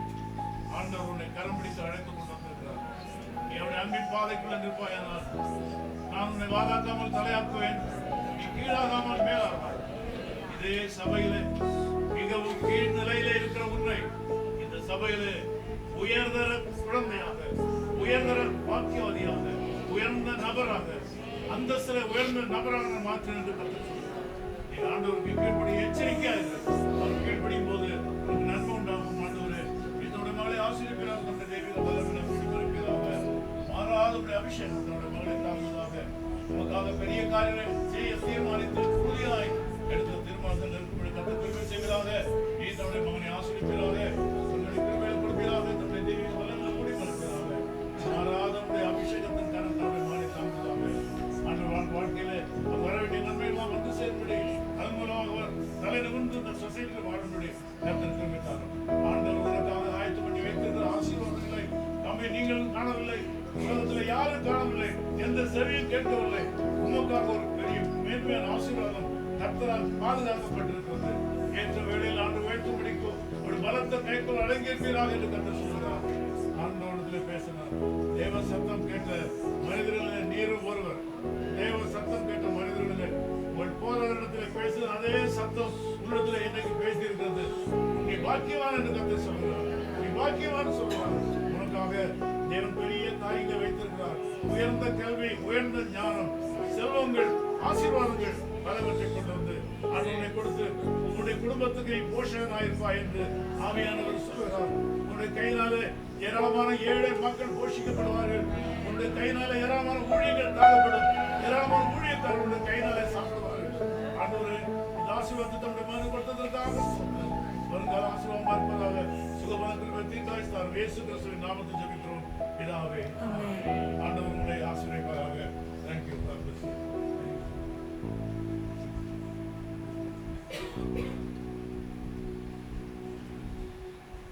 நாம் எல்லாரும் சேர்ந்து நான் நேசிக்கும் தேவன் இயேசு என்கிற பாடலை பாடுமா? நான் நேசிக்கும் தேவன் இயேசு என்றும் ஜீவிக்கிறார். அவர் நேற்றும் இன்றும் மாறாதவர். அவர் நேற்றும் இன்றும் நாளை என்றும் மாறாதவர். நான் பாடி மகிழ்ந்திடுவேன், இயேசுவை துதித்திடுவேன். நான் பாடி மகிழ்ந்திடுவேன், என் இயேசுவை துதித்திடுவேன். என் ஜீவிய காலமெல்லாம் அவர் பாதத்தில் அமர்ந்திருப்பேன். கரங்களை தட்டி உற்சாகமாக பாடலாமே, கரங்களை தட்டி பாடலாமே. பாதத்தில் அமர்ந்திருப்பேன். கடலாம் துன்பத்தில் தவிக்கும் வேளையில் படகாய் வந்திடுவார். கடலாம் துன்பத்தில் தவிக்கும் வேளையில் படகாய் வந்திடுவார். இருளனிலே பகலவனா இயேசுவே ஒளி தருவார். இருளனிலே பகலவனா இயேசுவே ஒளி தருவார். நான் பாடி மகிழ்ந்திடுவேன், என் இயேசுவை துதித்திடுவேன். நான் பாடி மகிழ்ந்திடுவேன், என் இயேசுவை துதித்திடுவேன். என் ஜீவிய காலமெல்லாம் அவர் பாதத்தில் அமர்ந்திருப்பேன். என் ஜீவிய எல்லாரும் சந்தோஷமா சிரிச்சு புன்முறுவலோடு கூட ஒரு கரங்களை தட்டி பாடலாமே. தேவ ஆவியானவர் அற்புதம் செய்கிறார். இயேசுவை துதித்திடுவேன், நான் பாடி மகிழ்ந்திடுவேன். என் இயேசுவை துதித்திடுவேன். என் ஜீவிய காலமெல்லாம் அவர் பாதத்தில் அமர்ந்திருப்பேன். என் ஜீவிய காலமெல்லாம் அவர் பாதத்தில் அமர்ந்திருப்பேன்.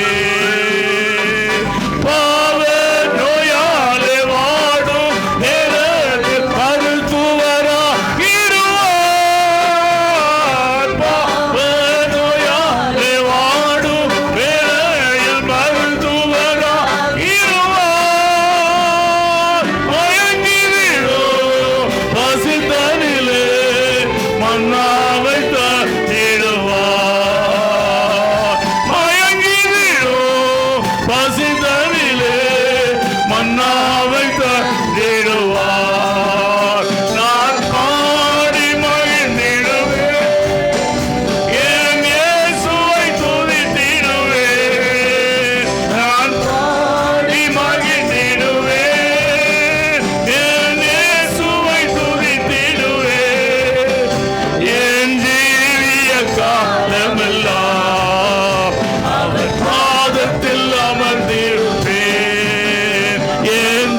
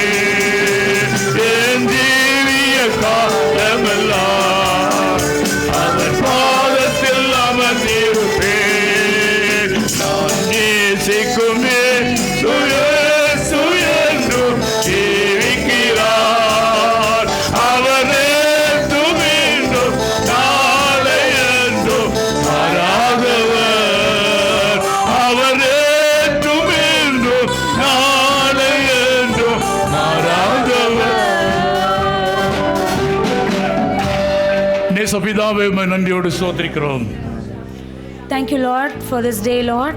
உம்முடைய மகிமைக்காக ஸ்தோத்திரம். For the God, we are thanking for the glory of உம்முடைய your Lord. பிரசன்னத்திற்காக ஸ்தோத்திரம். Thank you for your presence, O Lord. இந்த செய்தியை கேட்ட எல்லா மக்களையும் ஆசீர்வதியும். Lord, bless the people, those who hear this message. உலகத்தின் பல தேசங்களுக்கு மக்கள் கேட்டுக்கொண்டார்கள். Lord, across the world, many people are listening. ஆண்டவரே, வார்த்தைகள் வல்லமை உள்ளதாக இருக்கிறதற்காக ஸ்தோத்திரம். Lord, we thank you and praise you for the மனம் திரும்பாத மக்கள் மனம் திரும்புவாராக. Lord, we pray for the people. ஞானஸ்நானம் எடுக்காத மக்கள் எல்லாரும் ஞானஸ்நானம் எடுப்பாராக. We pray for the people, those who didn't take baptism. பாவத்தின் பிடியிலிருந்து விடுதலை பெறுவாராக. Let them deliver, O Lord. இந்த சபையின் ஊழியங்களையும் ஆசீர்வதிக்கிறோம்.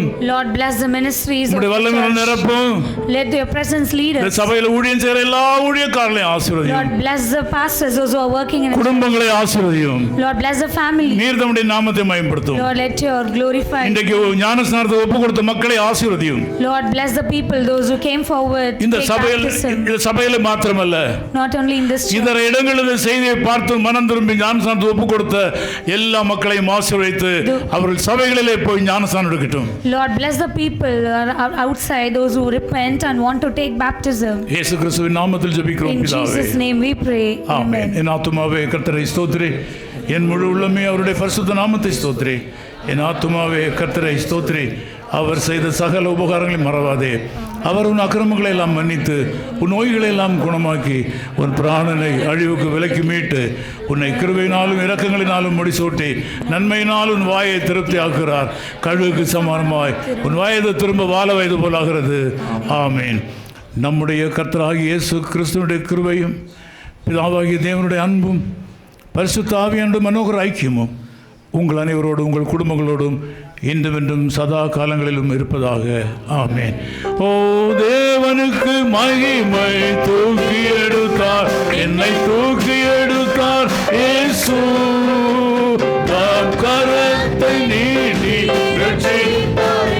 ஓ தேவனுக்கு மகிமை, நான் இயேசுவை நேசிக்கிறேன்.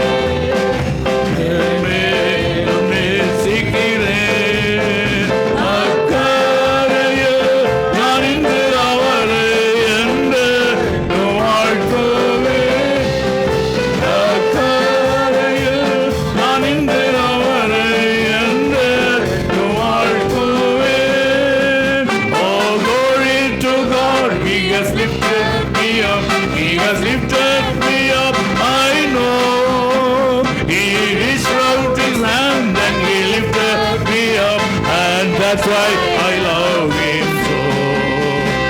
I love him more and more. I love him more and more.